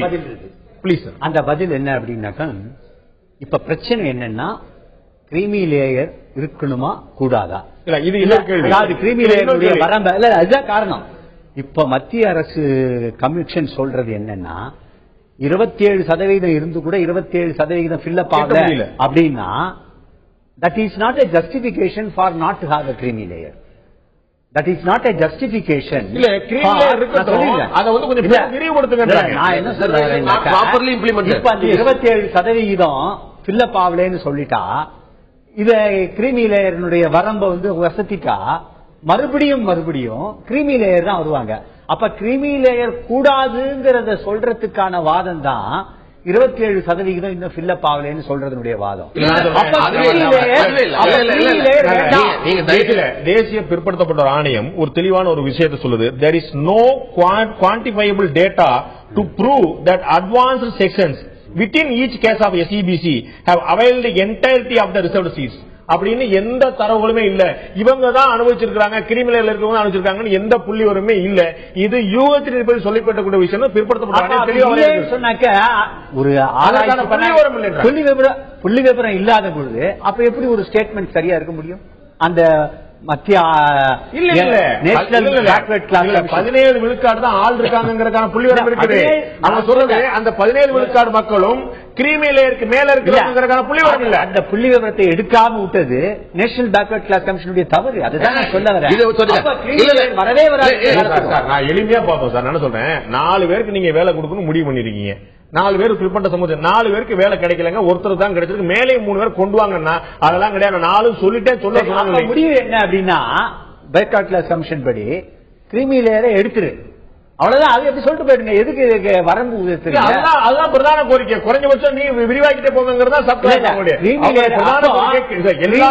இடஒதுக்கீடுக்காக போர்க்குரல் கொடுக்கக்கூடிய அத்தனை கோரிக்கை. கிரீமி லேயரை எடுக்கிறதுக்கான உரிமை பேக்வர்ட் கிளாஸ் கமிஷனுக்கு இருக்காங்கிறது நம்பர் 2. அவங்க பரிந்துரை நான் எதுக்கு சொல்ல வரேன்னா, அப்படி ஒரு பரிந்துரை பண்ணி ஒரு பண்ணாலும் சுப்ரீம் கோர்ட் ஜட்ஜ்மெண்ட் இருக்கு இல்லையா, அதை கெட் ஓவர் பண்ணி ஆகணும். அதனால சுப்ரீம் கோர்ட்ல வந்து கிரீமி லேயர் இருக்கக்கூடாதுன்னு சொன்னது பொதுவா, அது இந்த அடிப்படையில் அது எப்பொழுதுமே ஒரே ஒரு ஜாதியை ஒட்டுமொத்தமா வச்சிருக்கிற போது அதுலயே வந்து டிஃபரெண்ட் பீப்புள். ஏன்னா இவங்களுடைய 2வது கருத்து என்னன்னா BC MBC extremely most backward வைக்கணும்னு சொன்னா அதுக்கு நேர் எதிராக போயிடும். அப்போ அந்த 2 கருத்து இது வந்து இப்ப இந்த தேசிய பிற்படுத்தப்பட்டோருக்கான ஆணையம் வந்து பிசிங்கிறத 3ஆ பிரிஞ்சு சொல்றாங்க. அப்பதான் அந்த 27 விழுக்காடு வந்து கரெக்டான ப்ரொபோஷனலா போய் சேரும். அதிலே வந்து சில சமூகத்தில் மட்டுமே அந்த 27 விழுக்காடு அனுபவிக்கிறாங்க. அதே சொல்றாங்க கிரிமினலை தாண்டி அந்த பிற்படுத்தப்பட்டோர் பட்டியலில் இருக்கக்கூடிய சிலர் மட்டுமே இதை அனுபவிக்கிறாங்க. அதனால அதையும் 3ஆ பிரிந்தாங்க. அது உங்களுக்கு உடன்பாடு இருக்கா? நிச்சயமா இதை ஏத்துக்கிறேன். ஆனால் இது புள்ளி விவரம் அடிப்படையில் இந்த முடிவுக்கு வரணும். ஆனால் இன்றைக்கு இதே பிற்படுத்தப்பட்ட ஆணையம் என்ன சொல்லுதுன்னா, தங்களுக்கு கிடைத்திருக்கக்கூடிய தகவலின் அடிப்படையில் சொல்றாங்க. ஆனால் நாங்க என்ன சொல்றோம்னா, இடஒதுக்கீடையே விஞ்ஞான பூர்வமா கொடுங்க. நீங்க சொல்ற மாதிரி அவங்க சோசியல் 100%. அதே மாதிரி நீங்க சொல்ற மாதிரி 2 கிளாஸ் 3 கிளாஸ் தயவு செய்து பிரிங்க. 49% இடஒதுக்கீடு இந்தியாவில் இருக்கு. ஆனால் வேலை வாய்ப்புல 49% இந்த இடஒதுக்கீட்டுக்கு உரிய சமூகங்கள் பணியில கல்வியில இருக்கிறார்களா என்றால் இல்ல. இந்த கேள்வியை கேட்கும் போது உச்சநீதிமன்றம் போறோம், இல்லங்க அதுக்காக ஒரு சாதிவாரி கணக்கெடுப்புக்கு ஒரு உத்தரவு போடுங்கன்னா இது என்னுடைய வேலை இல்லை என்று உச்சநீதிமன்றம் சரி உயர்நீதிமன்றம் சரி விளங்குகிறாங்க. ஒரு வாதத்தை வைக்கிறாங்க. அதாவது இத்தனை விழுக்காடு இல்லங்கிறனால கிரீமி லேயரை எடுத்து விடுங்கன்னு சொன்னா அந்த வரையறை எடுத்து விடுங்கன்னு சொன்னா பலதனைய போவர்கள் யார்? அதுல இருக்கக்கூடிய இன்னும் மேற்பட்டவர்கள் இன்னும் பணக்கார அவங்க அரசு வேலைக்கு வரவே போறது இல்ல. அவங்க அரசு இதை விட வருமானம் எப்பயுமே ஒரு டிமாண்ட் எங்க வரணும்னா பாதிக்கப்பட்டவர்களிடம் வர வேண்டும். ஆனால் இந்த கிரிமி லேயர்ங்கிற விஷயத்தையே யார் சொல்லுகிறார்கள் என்று சொன்னால் இடஒதுக்கீட்டுக்கு எதிராக இருக்கக்கூடிய நமது சாரை இவரை போன்றவர்கள் தான் அதை சொல்ல. நாங்க பேக்வர்ட் கிளாஸ்ல யாராவது ஒருத்தர் திரு விஜயன் வந்து இருக்கிறார் சொன்னா தீபக் மிஸ்ராவும் கேசி பந்து இருக்கிறாங்களா? உச்சநீதிமன்றம் அதே மாதிரி ஜாதி பாகுபாடு பாக்குறாங்க. என்ன சொல்றேங்க, தயவு செய்து புரிஞ்சுங்க கொஞ்சம். தயவு செய்து சமூக நீதி என்பதை நீண்ட காலமா இன்னைக்கு விவாதிச்சுக்கிட்டே இருக்கும். ஆனா அடிப்படையை புரிந்துக்காம அடிப்படையை அமல்படுத்தாமல் எத்தனை காலத்திற்கு இதை பேசிக் கொண்டே இருப்பது? என்ன கேள்வி பாருங்க, நீங்க சொல்லக்கூடிய இந்த ஆண்டாண்டு காலமாக அடிமைப்படுத்தி வந்த சமூகங்கள் சொல்லிட்டு 2000 ஆண்டுகளாக எல்லாம் சொல்றோம் இல்லையா? 2000 ஆண்டுகளமா ஓகே. 75 வரைக்கும் ஒரு சமூகம் முற்பட்ட சமூகம், 75க்கு பிறகு அந்த சமூகம் பிற்பட்ட சமூகம். அப்ப அந்த 75ல அடிமைப்படுத்தினது யாரு? இல்ல நான் மீண்டும் சொல்றேன், கடுமையா ஒரு நிமிஷம். இன்னைக்கு நான் கடுமையாக போராடினால் ஹர்திக் பட்டேலுடைய பட்டேல் சமூகம் நாளைக்கு பிற்பட்ட சமூகத்துக்கு வந்துடும், ஜாட் சமூகம் பிற்பட்ட வந்துடும், குஜார் சமூகம் பிற்பட்ட வந்துடும். நீங்க இன்னைக்கு சொல்லக்கூடிய முற்பட்ட சமூகம் கடுமையான போராட்டத்தை ரயில்ல மறியல் பண்ணி தண்டவாளம் தொடச்சுட்டா பிற்பட்ட சமூகம் ஆயிரும் இல்லையா? இன்னொரு விஷயம் இதுக்குதான் பதில். ரொம்ப கஷ்டப்பட்ட கேள்வி கேட்கிறேன். எளிதான பதில் என்னன்னா, ஒருத்தர் கேட்கிறார் ஒரு ஓட்டு வரும், இதற்காகவே ஒரு பிரிவினரை பிசில எம்பிசில எஸ்சிஎஸ்ல கொண்டு சேர்ப்பது என்பது தவறு. ஆனால் கண்டிப்பா சமூக ரீதியான கணக்கெடுப்பை நடத்தி ஒரு சமூகத்தினுடைய பின்னணியை கணக்கில் கொண்டு இது பின்னோக்கி இருக்கிறது. இன்னும் சொல்ல போனா தமிழ்நாட்டில் இருக்கக்கூடிய பல பிசி பல சமூகங்கள் அதிலிருந்து எடுக்கப்படணும், இன்னும் சில சமூகங்கள் அதில் சேர்க்கப்படணும். எம்பிசி சொல்றோம், நீங்க விரும்புகிற சமூக நீதியை நாம் அடையவே முடியாது. இல்ல நீங்க அப்படி நீங்க இப்ப அண்ணன் என்ன சொல்றாருன்னா அதை நிலையா வச்சிடணும், ஆனா கிரீமி லேயரை மட்டும் மாத்திட்டே இருக்கணும்ன்றாங்க. கரெக்டான பிரதான நோக்கம் என்னன்னா எல்லா சமூகத்துக்கும் பிரதிநிதித்துவம் கொடுத்துருங்க. 100 விழுக்காடு நீங்க வந்து ஜாதி வாரி 100 விழுக்காடு நீங்க அவங்க சொன்னது முற்பட்ட சமூகத்திற்கு இடஒதுக்கீடு கொடுங்க. இல்ல இல்ல அப்படி அவங்களுடைய பார்வை 100 விழுக்காடு இடஒதுக்கீடு கொடுத்து விடுவோம், 100 விழுக்காடு ஜாதி வாரி கணக்கு புள்ளிவரத்தை எடுப்போம், அவங்களும் கொடுத்துருங்க, பிரச்சனை முடிஞ்சு வச்சு. இந்திய சமூகம் நீங்க சொன்னது 49.5% ஏன் இதுக்கு மேல கூடாது என்ற உச்சநீதிமன்ற தீர்ப்பை முழுமையாக படித்தீர்கள். ஆனால் இது ஒரு நவீன சமூகமாக மாறுவதற்கு இடஒதுக்கீடு என்பது ஒரு அடிப்படையில் ஒரு இல்ல, இது தப்பு. உச்சநீதிமன்றம் இந்தியா எல்லா மாநிலங்களும் என்று வைத்திருப்பதே ஒரு தவறான புரிதல். பார்க்கறதுக்கு வேணா ஈஸியா இருக்கும், ஆனால் ஹிமாலயா இந்தியா பின்னோக்கி 100% இடஒதுக்கீடு இந்திய அரசியல் சாசனம் இந்தியாவை முன்னோக்கி நாம் ஒரு ஸ்ட்ராங் டெமோக்ராட்டிக் கண்ட்ரியா எவால்வ் ஆகணும்னா இது போன்ற இடஒதுக்கீடு தீர்க்கமான பார்வைகள் வேறாக இருந்தாலும் பிற்படுத்தப்பட்டோர் ஆணையம் வந்து 15 பிற்படுத்தப்பட்டோர் ஆணையம் இந்திய மக்களுக்கு பொதுவான மக்களுக்காக பேசுகிற ஆணையம் இல்லை. அது பிற்படுத்தப்பட்டவருடைய நலனுக்காக மட்டுமே பேசுவதற்கு அமைக்கப்பட்ட ஆணையம் இங்கே நாம் கருத்தில் கொள்ள வேண்டும். ஆனால் நாம் விவாதிக்கிற பொழுது ஒட்டுமொத்த இந்தியா என்னுடைய கேள்வி என்ன, பிற்படுத்தப்பட்டோர் ஆணையம் 15 லட்சமாக கிரீமி லேயரை கொண்டு வந்து சொல்ல இதை பரிசீலித்த பாராளுமன்ற குழு, பிற்படுத்தப்பட்டோருக்கான பாராளுமன்ற குழு அதுவும் சொல்லாது 20 லட்சமா மாத்தம் சொல்லும் போது அரசியல்வாதிகள் கையில் தான் இந்த நாட்டுடைய சட்டங்கள் முடிவு எது சாத்தியம் பேசணும்ல. பாராளுமன்ற குழு ஏன் சொல்லுது, அங்க இருக்கிற எம்பிக்கள் 62% எம்பிக்கள் பிற்படுத்தப்பட்ட சமூகத்தை சார்ந்த இதை கேட்கக்கூடிய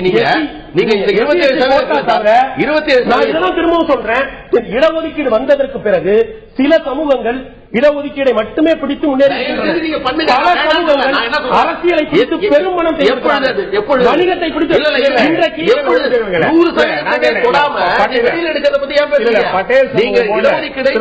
பட்டேல் சமூகமோ ஜாட் சமூகமோ குஜார் சமூகமோ வன்னியர் சமூகமோ தேவரோ நாடாரோ யாரா இருந்தாலும் அரசியல் ஒரு இடத்துல இருக்கிறாங்கனால 4 MP 4 ML இருக்கனால அந்த சமூகமே முன்னேறிவிட்டதா சொல்ல முடியுமா? ஒரே விஷயம் சொல்லிடுறேன், ஒரு சமூகத்துல 10 IAS இருக்காங்க, 4 குரூப் ஏ ஆபீசர் இருக்காங்க, அதனால அந்த சமூகத்தினுடைய பிரதிநிதித்துவம் முன்னேற்றப்படுகிறது. இடஒதுக்கீடு நாம அப்படித்தானே பேசுறோம். அப்படி பார்க்க முடியாது. இல்ல 4 பேர் வரல, ஒட்டுமொத்த அந்த சமூகத்துல எத்தனை பேர் இந்தியாவில் தாழ்த்தப்பட்டவர்கள் 2 கோடி பேர் இந்தியாவில் பிற்படுத்தப்பட்ட ஜாதியினர், ஏன்னா இடஒதுக்கீடு நம்ம ஒண்ணு குழப்பறோம். எப்படின்னா தாழ்த்தப்பட்டவரையும் ஓபிசிகளையும் ஒரே ஸ்கேல்ல வச்சு பேசுறோம். இல்ல, இங்க நம்ம பேசல. ஆனா நான் ஒன்று தெளிவுபடுத்த விரும்புகிறேன். கடந்த 68 ஆண்டுகளில் ஓபிசிக்கள் அரசியல் அதிகாரத்தின் மூலம் மிகப்பெரிய செல்வத்தையும் மிகப்பெரிய அதிகாரத்தையும் பெறுகிறார்கள். இதையும் கணக்கில் எடுத்து விவாதிக்க வேண்டும். இடஒதுக்கீடு என்று வருகிற பொழுது இதையும் கணக்கில் எடுக்க வேண்டும். அரசியல் அதிகாரத்தை அடைவதன் மூலம் பல ஜாதியினர் இந்தியா முழுக்க, அதுவும் நியூமெரிக்கலி ஸ்ட்ரென்த்தாக இருக்கக்கூடிய பல ஜாதியினர் மிகப்பெரிய அதிகாரத்தை அடைந்திருக்கிறார்கள், மிகப்பெரிய செல்வத்தை அடைந்திருக்கிறார்கள். இடஒதுக்கீடை பற்றி விவாதிக்கிற பொழுது வெறும் அரசாங்க அதிகாரிகளுடைய பட்டியலை மட்டும் வைத்து விவாதிக்க கூடாது, அரசியல் அதிகாரத்தையும் சேர்த்துதான் விவாதிக்க வேண்டும். அப்பொழுதுதான் இது ஒரு டைனமிக் கான்செப்ட் ஆகும். உங்களுடைய இறுதியான சுருக்கமான அதாவது இந்த இடஒதுக்கீடு என்பது தாழ்த்தப்பட்டவர்களுக்கு வேறு விதமானது, பிசிகளுக்கு வேறு விதமானது. இது போன்ற விவாதங்கள்லாம் தயவுசெய்து விடுங்க. இடஒதுக்கீடு என்பதும் சமூக நீதி என்பதும் ஒடுக்கப்பட்டிருக்கக்கூடிய எல்லா மக்களுக்கான ஒரே அளவு. அதே விஷயத்துல இன்றைக்கு இதை பற்றி விவாதிக்க 75 அப்புறம் ஒருத்தர் ஒடுக்கப்பட்டாராங்கிறத என்னுடைய கேள்வி. திடீர்னு ஒடுக்கப்பட்ட சமூகத்தை 75 அப்புறம் மீண்டும் என்ன சொல்றீங்கன்னா, இப்போ இந்த விவாதம் என்பது இந்த இடஒதுக்கீடு என்பதை எப்படி அமல்படுத்தவில்லை, ஏன் அமல்படுத்தவில்லை என்ற விவாதம் ஏன் இந்த நாட்டில் எழவில்லை? நீங்கள் கேட்பதோ நாம் கேட்பதோ இல்லை. உச்சநீதிமன்றம் கேட்டிருக்க வேண்டும். உச்சநீதிமன்றம் ஒரு அரசிடம் கேட்கிறோம், உன்னுடைய புள்ளி விவரத்தை எடுத்துவா, நான் அந்த அடிப்படையில் நான் முடிவெடுக்கணும்னு சொல்றோம். இதற்கு ஒரு சமூக ரீதியான ஒரு சாதிவாரியான கணக்கெடுப்பு நடத்தி அவருடைய சமூக சூழ்நிலையை கணக்கில் எடுத்துக்கொண்டு அதை ஒரு விஞ்ஞான பூர்வமான ஒரு இடஒதுக்கீடு அமுல்படுத்தி அதை முழுமையாக்கப்பட்ட பிறகு ஒரு முடிவுக்கு கொண்டு வர வேண்டும் என்ற விருப்பம் தான் எங்களுடையது. ஆனால் அது இல்லாமலேயே தொடர்ந்து கொண்டிருக்கிறது. இன்றைக்கு இதை எப்படி முடிவுக்கு கொண்டு வருவது என்ற விவாதம் என்பது சமூக நீதி கொள்கையில் வெந்நீரை ஊற்றக்கூடிய காரியங்கள். உங்களுடைய இறுதியான சுருக்கமான கருத்து. விஞ்ஞான பூர்வமாக இடஒதுக்கீடு கொண்டு வரணும்னு பாலு சொன்னாரு. அந்த கருத்துல எனக்கு 2வது அபிப்பிராயம் இல்ல. அப்படி விஞ்ஞான பூர்வமாக எல்லோரும் யோசித்து ஒரு முடிவு எடுக்கும் வரை விஞ்ஞான பூர்வம் இல்லாத ஒரு முறையில் அரசியல் சௌகரியங்களுக்காக செய்யப்படும் விஷயமே தொடர்ந்து கொண்டிருக்க வேண்டுமா அப்படிங்கறத ஒரு கொஸ்டின். அதனால இடஒதுக்கீடுக்கு மேல யாருக்குமே வருத்தம் கிடையாது. இடஒதுக்கீடு உண்மையிலேயே தேவையானவர்களுக்கு தான் போய் சேரணும். அது ஜாதி அடிப்படையிலோ ஓட்டு அடிப்படையிலோ அரசியல் அடிப்படையிலோ இருந்ததுன்னா இந்த நாட்டுக்கு நல்லது. ஓகே, தேவையானவர்களுக்கு தான் இந்த இடஒதுக்கீடு பலன்கள் சென்று சேரணும் அப்படிங்கிற ஒரு வாதத்தை வைக்கப்படுகிறது. அந்த தேவையானவர்கள் யார் என்று அடையாளம் காண்பதில் தான் அத்தனை சிக்கலுமே இருக்கிறது. தமிழகத்தை பொறுத்தவரை ஜாதி அரசியல் இந்த இரண்டுமே பிரிக்க முடியாது. ஜாதியும் பிரிக்க முடியாது, அரசியலும் பிரிக்க முடியாது. ஜாதிக்கும் அரசியலும் இருக்கக்கூடிய பிணைப்பும் பிரிக்க முடியாத விஷயமா இருக்கிறது. இடஒதுக்கீடுக்கான அடித்தளம் இந்த தமிழகத்தில் தான் விதைக்கப்பட்ட என்பதை மறந்துவிட முடியாது. இது யார் தேவையானவர்கள் அவர்களுக்கு சரியான சென்று சேர்கிறதா, பிற்படுத்தப்பட்டவர்கள் ஏன் சென்று சேரவில்லை, தாழ்த்தப்பட்டவர்கள் இடஒதுக்கீடுக்கு பிறகு 68 ஆண்டுகளுக்கு பிறகு உயர்ந்து விட்டார்களா, ஏன் உயரவில்லை என்ற கேள்வி எல்லாம் தொடர்ந்து கொண்டே இருக்கக்கூடிய விஷயங்கள். இந்த விவாதம் தொடர்ந்து கொண்டே இருக்கக்கூடிய விஷயம். இதற்கான ஒரு முற்றுப்புள்ளி அடுத்தடுத்த கட்ட விவாதங்கள்ல வருமா என்று எதிர்பார்ப்போம். அரசு என்ன செய்யப்படுகிறது, அரசியல்வாதிகள் என்ன செய்யப்படுறார்கள் பொறுத்திருந்து பார்க்க வேண்டிய விஷயம். இந்த நிகழ்ச்சியில் கலந்து வந்து கருத்து 3 பேருக்கும் நன்றி. பார்த்த உங்களுக்கும் நன்றி நண்பர்களே. ஆயுதெழுத்து நீட்சிக்கு உங்கள் அனைவரும் அன்போடு வரவேற்கிற நண்பர்களே. முதல்வர்கள் படம் விளம்பரத்தில் வரக்கூடியது அரசுகளுடைய ஆதங்கம் சரியா என்ற தலைப்பில் இன்றைய ஆயுதெழுத்து நீட்சியில் விவாதிக்கிறோம். நேற்று இந்த வழக்கில் தொடர்பான வழக்கு உச்சநீதிமன்றம் வந்தபோது பிரசாந்த் பூஷன் அவர்கள் ஒரு தனியார் தொண்டு நிறுவனம் சார்பாக இந்த வழக்கை தொடர்ந்திருக்கக்கூடிய இருவரில் ஒருவரான பிரசாந்த் பூஷன் அவர்கள் தமிழக அரசும் டெல்லி மாநில அரசும் உச்சநீதிமன்றம் மே மாதம் 13ஆம் தேதி பிறப்பித்த உத்தரவு, அதாவது அரசு விளம்பரங்களில் இந்த நாட்டுடைய ஜனாதிபதி, இந்த நாட்டுடைய தலைமை நீதிபதி, இந்த நாட்டுடைய பிரதமர், இந்த 3 பேருடைய படங்களை தவிர எந்த அரசு விளம்பரத்திலும் யாருடைய படம் வரக்கூடாது, முதலமைச்சர்கள், கவர்னர்கள், உள்ளாட்சி பிரதிநிதிகள் யாருடைய படம் வரக்கூடாது என்று உச்சநீதிமன்றம் இந்த ஆண்டு மே மாதம் 13ஆம் தேதி தீர்ப்பு வழங்கியது. அந்த தீர்ப்பை மீறி தமிழக அரசும் டெல்லி அரசும் செயல்பட்டன என்று ஒரு கண்டெம்ட் ஒரு வழக்கு தொடரப்பட்டது. அப்போது உச்சநீதிமன்றம் மத்திய அரசுக்கு ஒரு கடுமையான கேள்வி எழுப்பியது. நாங்கள் சொன்ன இந்த விளம்பரங்களை கண்காணிப்பதற்காக நியமிக்கப்படக்கூடிய ஒரு வரையறை குழுவை ஏன் நீங்கள் நியமிக்கவில்லை என்று கேட்டது. அப்போது மத்திய அரசு நேற்று ஒரு பிரமாண பத்திரம் தாக்கல் செய்து, இல்லை இந்த உத்தரவை நீங்க மே மாதம் 13ஆம் தேதி பிறப்பித்த உத்தரவை மறுபரிசீலனை செய்ய வேண்டும், பிரதமர் முதலமைச்சர்கள் மற்றும் கவர்னருடைய படங்களும் இது இடம்பெற செய்ய வேண்டும் என்று சொல்லியிருக்கிறது. அதே போல தமிழகம் உள்ளிட்ட 4 மாநில முதலமைச்சர்களும் முதலமைச்சருடைய படமும் முதலமைச்சர் படத்தை சேர்க்க வேண்டும், அரசு விளம்பரங்களில் முதலமைச்சர் படங்களுக்கான தடை நீக்கப்பட வேண்டும் என்று கோரிக்கை வைத்திருக்கிற இந்த வழக்கு நடந்து கொண்டிருக்கிறது. இதைப்பட்டுதான் இன்றைய ஆயுதத்தில் நீச்சல் விவாதிக்க இருக்கிறோம். இதுபோன்ற மாநில அரசுகளுடைய கோரிக்கை, முதல்வருடைய கோரிக்கை ஒரு அதீதமான விஷயமா அல்ல வழக்கமான விஷயமா, அரசுகளுடைய இந்த ஆதங்கம் சரியா என்பதை பட்டுதான் இன்றைய ஆயுதத்தில் நீச்சல் விவாதிக்கிறோம். நிகழ்ச்சி இந்த பகுதியில் நம்முடைய அதிமுகவுடைய தோழமை கட்சியாக இருக்கக்கூடிய இந்திய குடியரசுக் கட்சியை சேர்ந்த சட்டமன்ற உறுப்பினர் திரு சேகு தமிழரசன் நம்முடைய இணைந்திருக்கிறார். உங்களை நிகழ்ச்சிக்கு வரவேற்கிறேன். அதேபோல லோக் சத்தா கட்சியை சேர்ந்த திரு ஜெகதீஸ்வரன் நம்முடைய இணைக்கிறார். உங்கள் நிகழ்ச்சிக்கு வரவேற்கிறேன். நான் முதல்ல திரு ஜெகதீஸ்வரன் தான் கேட்கலாம் பார்க்கிறேன். இந்த தீர்ப்பு உச்சநீதிமன்றம் மே மாதம் 13ஆம் தேதி கொடுத்த தீர்ப்பு ஒரு ஆகச்சிறந்த தீர்ப்பு, அரசியல்வாதிகளுடைய சுயலாபங்களுக்கு ஒரு முட்டுக்கட்டை போடக்கூடிய ஒரு தீர்ப்பு என்று பார்க்கலாம், மகிழ்ச்சி அடையலாம் சொல்லி பிரதமர் ஜனாதிபதியை தவிர வேற யார் படம் போடக்கூடாதுன்னு சொன்னா மகிழ்ச்சி அடையலாம் நினைக்கும் போது இதுல தலைமை நீதிபதியோட படம் எங்க வந்துங்கிற ஒரு கேள்வி வந்தது. பிரதமர் படம் போடலாம், ஜனாதிபதி படம் போடலாம், முதலமைச்சர் படம் போடக்கூடாது, கவர்னர் படம் போடக்கூடாது, எந்த மக்கள் பிரதிநிதி படம் போடக்கூடாதுன்னு தலைமை நீதிபதியோட படம் எங்க வந்துச்சு? அது கோரிக்கையும் வேற எங்கேயும் இல்லையா? அவர்களா வந்து சேர்த்துக்கொள்ளும் போது மக்களுடைய பிரதிநிதிகளா இருக்கக்கூடிய முதலமைச்சர்கள், இந்த மாநிலங்களை அதிகாரப்பூர்வமாக சட்டப்படி ஆளக்கூடிய கவர்னர்கள், உள்ளாட்சி பிரதிநிதிகள், இவருடைய படங்கள்லாம் ஏன் போடக்கூடாது? இல்ல, என்னோட நிலைப்பாடு என்னன்னா யாருடைய படங்களுமே வேண்டாம் அப்படிங்கிறதா. ஒரு திட்டம் அப்படிங்கும் போது அந்த திட்டத்துடைய படம், திட்டத்திற்கு தேவையான படங்கள் இருந்தால் போதும் நான் நினைக்கிறேன்.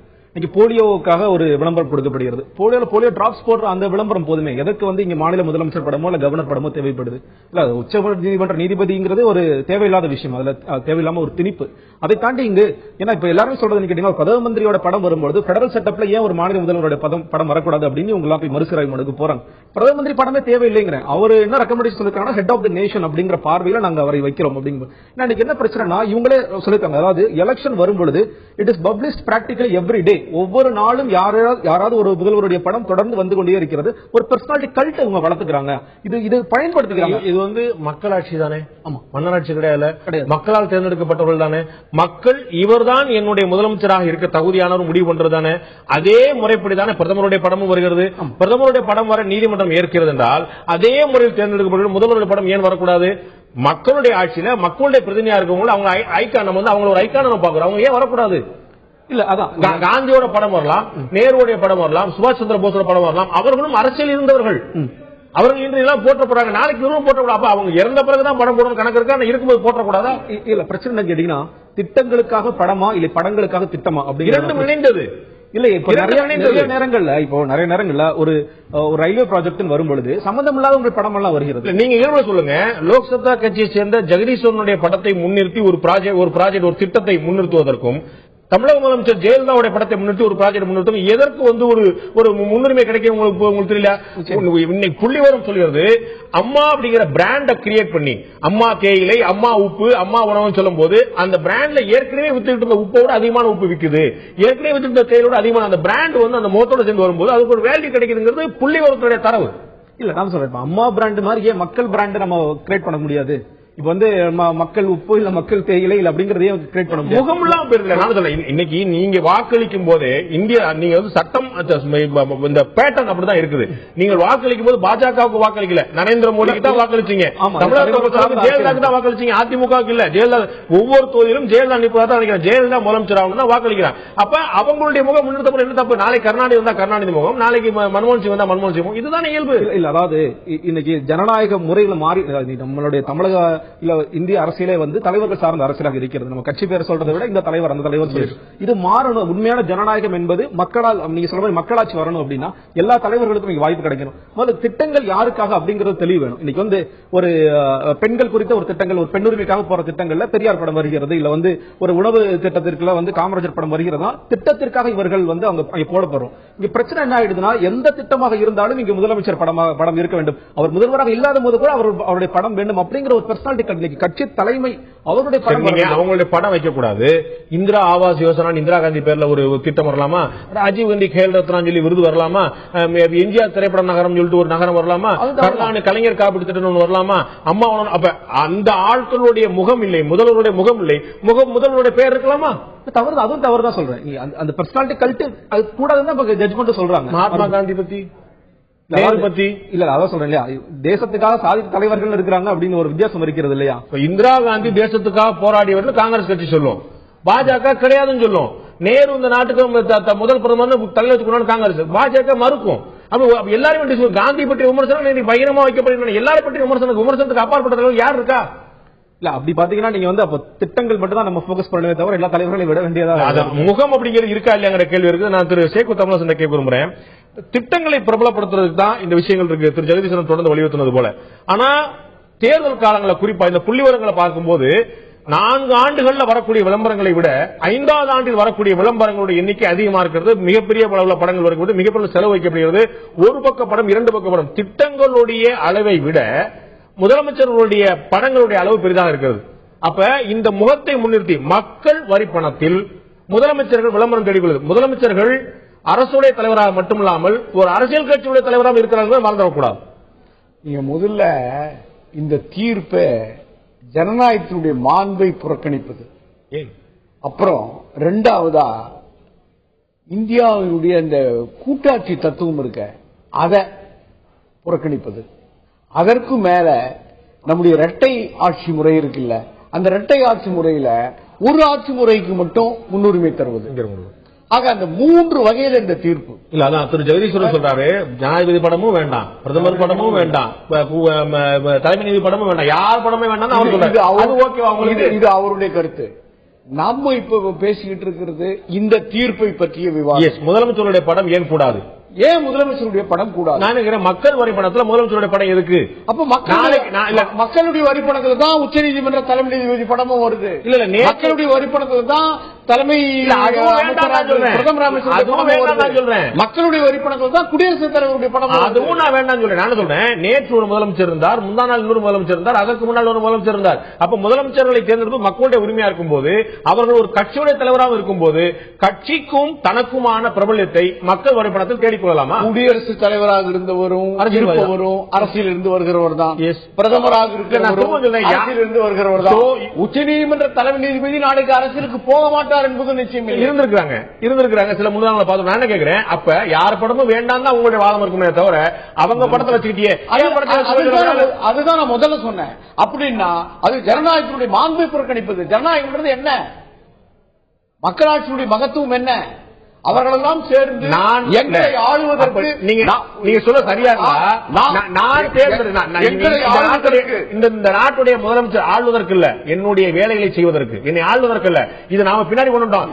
முதலமைச்சர் தலைவர் கொண்டுட்டோம். முதலமைச்சர் என்னுடைய பிரதிநிதி, மக்கள் பிரதிநிதித்துவ சட்டம் தான் சொல்கிறது. முதலமைச்சரோ பிரதமரோ என்னுடைய தலைவர்கள் அல்ல, என்னுடைய பிரதிநிதிகள். அதை நம்ம மாத்திரம் அரசியல்வாதிகளோட செயலாளர் நான் கொடுங்க.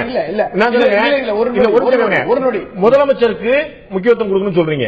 நான் என்ன சொல்றேன், முதலமைச்சரை தேர்ந்தெடுக்கக்கூடிய எனக்கு நீங்க ஒரு திறனாய்வாளரா பேசுறது வேற, அரசியலமைப்பின் ரீதியா பேசுறது வேற. அரசியலமைப்பு யார் நம்ம அந்த அதிகாரத்தை யாருக்கு அவங்களுக்கு தரோம்? நம்ம தானே தரோம். ரொம்ப அற்புதம். அப்படின்னு நீங்க பிரதமருக்கு கொடுக்கிறீங்க, எனக்கு கேட்கக்கூடிய நீங்க கவர்னருக்கு கொடுப்பீங்களா, மந்திரிகளுக்கு கொடுப்பீங்களா, பஞ்சாயத்து தலைவர்களுக்கு கொடுப்பீங்களா, அவர்களுடைய படம் வர அனுமதிப்பீங்களா?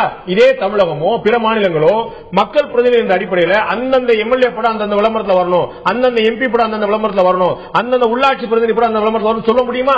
மாற்றுக் கட்சியை சேர்ந்த எம்எல்ஏ இருந்தா அழைப்புதல் கூட போகாது. அதுதான் நம்ம ஒரு அரசியல். அழைப்புதல் போகிறது போகல அப்படிங்கறதுல வேற. ஆனால் இந்த அழைப்புதல் அனுப்பப்பட வேண்டும். நீங்க சொல்றீங்க மக்களாட்சி தத்துவம், மக்களுடைய பிரதிநிதியுடைய படம் போடணும்னு சொல்றீங்கல்ல, முதலமைச்சர் படம் போடுற மாதிரி சம்பந்தப்பட்ட துறை சார்ந்த சம்பந்தப்பட்ட பகுதி சார்ந்த எம்எல்ஏக்கள், எம்பிக்கள், உள்ளாட்சி பிரதிநிதிகள், மேயர்கள், அமைச்சர்களுடைய படம் சேர்க்கப்படுமா? அதுக்கு உடன்பாடு உண்டா? அதாவது நீங்க இதற்கு முன்னால நீங்க எந்த அரசு நிகழ்ச்சியை பார்த்தாலும் அந்த அரசு நிகழ்ச்சியில அந்த துறை அமைச்சருடைய படம் இருக்கும். மத்திய அரசு நிகழ்ச்சி ஆனாலும் மாநில அரசு ஆனாலும் அந்த துறையினுடைய சொல்ல விரும்பல. உங்களுக்கே தெரியும், விளம்பரங்களை பார்க்கக்கூடிய எல்லாருக்குமே தெரியும். இல்ல திமுக ஆட்சி அதிமுக ஆட்சிங்கிற பாகுபாடு இல்ல, எல்லாருமே சொன்னாங்க. இன்னைக்கு மத்தியில பிரதமர் படத்தை தவிர வேற யார் படமும் வர்றது இல்ல. இந்த பிரச்சனைக்கு அப்புறம் இல்ல, பிரதமர் படம் முக்கா பக்கத்துக்கும் அந்த துறையோட அமைச்சர்களுக்கு கால் அதாவது நான் என்ன சொல்ல வரேன்னா, நீங்க ஒரு நீண்ட வரலாறு பார்க்கணும். இப்போ இன்றைக்கு ஆளுகிற அனைத்து இந்திய அண்ணா திராவிட முன்னேற்ற கழகத்துல அண்ணா திராவிட முன்னேற்ற கழக அமைச்சர்கள் அவர்களாகவே முன்வந்து எங்களுடைய முதலமைச்சருடைய படத்தை தவிர எங்களுடைய படம் வேணாம் நான் அமைச்சர் முடிவெடுத்தா அதை நீங்க எப்படி சொல்ல வாழ்த்துகிறேன். அது வந்து அவங்க எப்படி வற்புறுத்த முடியும்? நான் வற்புறுத்தல. ஆனால் காஞ்சிபுரம் மாவட்டத்துக்கு ஒரு திட்டம் என்றால் காஞ்சிபுரம் மாவட்டத்தில் சேர்ந்த அத்தனை எம்எல்ஏக்களுடைய படமும் அந்த மாவட்டத்துக்கு சேர்ந்த எம்பி படம் போடுவீங்களா? அவர்கள் மக்கள் பிரதிநிதிகள் இல்லையா? அது எப்படி முடியும்? ஒரு துறைனா அந்த துறையினுடைய தலைமை இல்லங்க. காஞ்சிபுரம் மாவட்டம்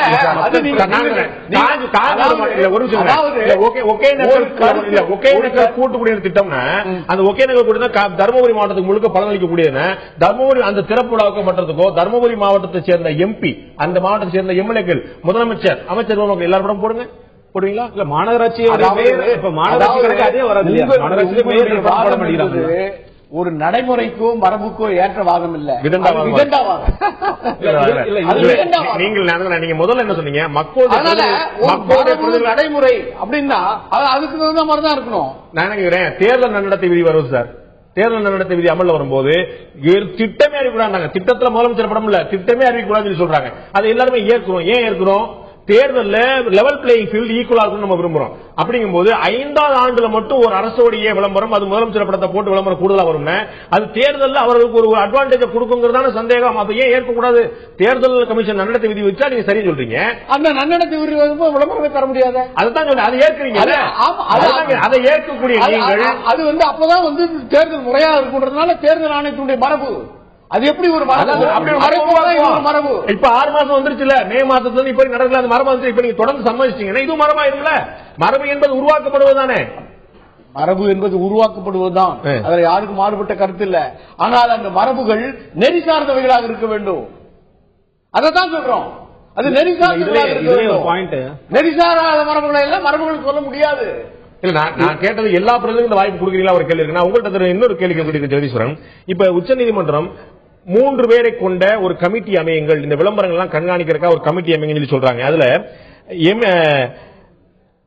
அன்இம்பீச்சபிள், நியூட்ரலிட்டி அண்ட் இம்பார்ஷியாலிட்டி கொண்ட 3 பேர் சொல்லி சொல்றாங்க. எனக்கு என்ன சந்தேகம் உச்சநீதிமன்றத்து மேல அப்படின்னா, நீதிபதிகளுக்கான நியமன ஆணையத்தை நிராகரிக்கும் போது எமினன்ட் பெர்சன்ஸ் சொல்றீங்களே, அந்த எமினன்ட் பெர்சன்ஸ் யாரு, அவங்களுக்கான வரையறை என்ன அப்படின்னு 150 கேள்வி கேட்டு அதெல்லாம் சொல்ல முடியாதுன்னு சொல்லிருச்சு. எமினன்ட் பெர்சன்ஸ் யாரும் நீதிமன்றத்துக்கு புரிய வைக்க முடியல அப்படின்னா, அன்இம்பீச்சபிள் பர்சன் யாரு, நியூட்ரலான பர்சன் யாரு, இம்பார்ஷியலான பர்சன் யாருங்கிற கேள்வி வராதா? அவர்கள் ஒரு ஆணை ஒரு குழுவை நியமிக்கும் போது இந்த வரையறை கொண்ட ஒரு ஆளை நியமிக்க, அந்த அதை எப்படி வரையறுக்க முடியும்? நீங்கள் அன்இம்பீச்சபிள் ஆனாலு, அன்னை நியூட்ரலான ஆளு, நான் ஒரு நடுநிலை அப்படி சொல்லிக்கலாம், இல்லாம சொல்லிக்கலாம்ல? அதான், அதாவது நீங்க நீதிமன்ற நியமன ஆணையத்தை அவங்க ரத்து செஞ்சதை நான் எதிர்க்க கண்டிப்பா என்ஜேசி வரணும் அப்படின்னு நினைக்கிற என்ஜேசி வரணும் நினைக்கிற ஆட்கள் எமினன்ட் பர்சன்ங்கிறது கவர்மெண்ட் ரெஸ்பான்சிபிலிட்டி கண்டிப்பா கண்டுபிடிக்கணும். எமினன்ட் பர்சன்ங்கிறது அதே நீங்க எப்படி இதே வார்த்தைகள் பயன்படுத்திருக்காங்களோ அதே மாதிரியான ஆட்களை கண்டுபிடிக்கணும். அவங்க மேல எந்த விதமான குற்றச்சாட்டும் இல்லாம ஒரு சிறு குற்றச்சாட்டு இருந்தா கூட அவர்கள் அங்கே வைக்கக்கூடாது அப்படிங்கறதா. அதனால இதை சொல்றவங்க அதையும் சொல்லணும் அப்படிதான் நினைக்கிறேன். இதை எதிர்க்கிறதா அதை எதிர்க்கணும் நான் சொல்ல வரல. என்ஜேசி வரணும், அதே மாதிரி இதையும் அவங்க சொல்ற மாதிரி அன்இம்பீச்சபிள் மாதிரி இதுலயும் வரணும் அப்படின்னு நான் நினைக்கிறேன். அதான் என்னுடைய பதில். இதுல என்னன்னா, நீதிமன்றம் ஒரு வழக்குல ஒரு மாதிரி பார்வை பார்க்கிறது, இன்னொரு வழக்கில் இன்னொரு மாதிரி பார்வை பார்க்கும்போது மக்களால் தேர்ந்தெடுக்கப்பட்ட பிரதிநிதிகள் அதை கேள்வி எழுப்பத்தானே செய்வாங்க. தவறுதான், நிச்சயமாக தவறுதான். என்ஜேசி எமினன்ட் பர்சன் யாரும் கண்டுபிடிக்கிறது. ஒரே விஷயம் உங்கள்கிட்ட நிகழ்ச்சி முடிக்கிறேன். சட்டம் சொல்லுகிறது, நீதிமன்றம் சொல்லுகிறது, ஒரு நியாயம் வழங்கப்படுகிறது என்பது மட்டுமில்லாமல் அது வழங்கப்படுகிறது என்பது மக்களுக்கும் சென்றடைய வேண்டும் சொல்லுது. அப்போ ஒரு திட்டமோ ஒரு சட்டமோ ஒரு மக்களுடைய செயல்பாடோ அரசோட செயல்பாடோ மக்களுக்கு போய் சேரணும் அப்படின்னா அந்த முகமுன்னா தான் இயல்புல பார்ப்பான். அதுல மாற்று கருத்தே கிடையாது. அப்ப அந்த முகத்தோட ஒரு திட்டத்தை என்ன தவறு இருக்க முடியும்? நீங்க தான் சொல்றீங்க மக்கள்கிட்ட கொண்டு போய் சேருன்னு, நீங்க முகத்தை போடாதுன்றீங்க. உதாரணம் சொல்றேன். அதாவது இப்ப தூய்மை இந்தியா திட்டம் வந்தது. ஒரு மாசத்துல 40 கோடி ரூபாய் விளம்பரத்துக்கு மட்டும் பயன்படுத்திருக்காங்க. ஆக்சுவலா எவ்வளவு செலவு பண்ணிருக்காங்க? இந்த தூய்மை இந்தியா பணிக்காக எவ்வளவு செலவு பண்ணிருக்காங்க? 2008-2009 பவர் மினிஸ்ட்ரியில 3.1 கோடி ரூபாய் இந்த விளம்பரங்களுக்காக மட்டும் பயன்படுத்திருக்காங்க. இன்னும் மின்சாரம் இல்லாத எவ்வளவு கிராமங்கள் இருக்கு. அதுக்கு பயன்படுத்த விட்டுட்டு நிறைய பேர் என்ன ஆயிடுதுன்னா, முகங்கள் வரணும் அப்படிங்கறதுக்காக நீங்க சொல்ற மாதிரி தேர்தல் நேரங்களில் விளம்பரம் என்பது அரசுடைய செயல்பாடு மட்டுமல்ல, மக்களுக்கான விழிப்புணர்வு. அது இந்த 3 கோடி ரூபாய் ஒரு மத்திய இருக்கக்கூடிய மின்சார வாரியத்தில் 3 கோடி ரூபாய் செலவழிக்கிறது ஒண்ணுமே இல்ல. தமிழ்நாடு பட்ஜெட் 1.25 கோடி. அங்க மத்திய அரசுக்கு ஒரு மேட்டர் இல்ல. இது ஒரு பொருட்டே இல்ல. 3 கோடி ரூபாய் ஒரு பொருட்டே இல்ல. இது மூலமா விழிப்புணர்வு. நான் சொன்னேன், அந்த நீங்க சொல்ற ஸ்வச் பாரத் திட்டத்திலேயே ஏன் ஐகான் கொண்டு வராங்க, ஏன் கமல்ஹாசன் நியமிக்கிறாங்க, ஏன் ஷாருக் கான் நியமிக்கிறாங்க, ஏன் ஜெகதீஷ் நியமிக்கிறது இல்ல?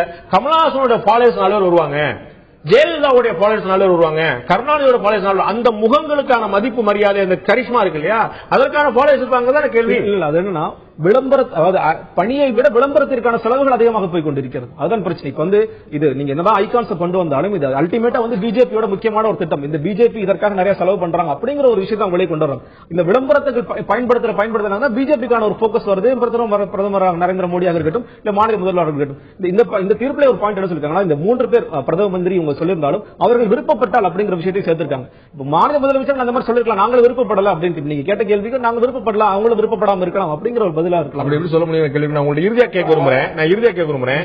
இந்த வழக்குல உச்சநீதிமன்ற தீர்ப்பை எதிர்த்து 4 மாநில முதல்வர்கள் தான், தமிழக முதல்வர் உட்பட, மேற்கு வங்க முதல்வர் உட்பட, அசாம் மாநில முதல்வர் உட்பட, கர்நாடக மாநில முதல்வர் உட்பட 4 மாநில முதல்வர்கள் தான் இதை எதிர்த்து வழக்கு தொடுத்திருக்காங்க. ஏன் மீதம் இருக்கக்கூடிய 28 மாநில முதல்வர்களுக்கு தோணல? ஏன் தோணல? அவங்க எல்லாம் இதை ஏற்றுக்கிட்டாங்க. ஏன் 4 மாநில முதல்வர் மட்டும் எதிர்க்கிறாங்க? அவர்கள்லாம் மக்கள் பிரதிநிதிகள் கிடையாதா? இத்தனை மாநில முதல்வர்கள் அதை எதிர்க்காததனால் அவர்களுக்கு இதுல உடன்பாடு இருக்கிறதுன்னு சொல்ல முடியாது, அதை அவர்கள் ஏற்றுக்கொண்டார்கள் சொல்ல முடியாது. நியாயம் கேட்பதற்கு சிலர் போதும், ஒருவர் போதும்.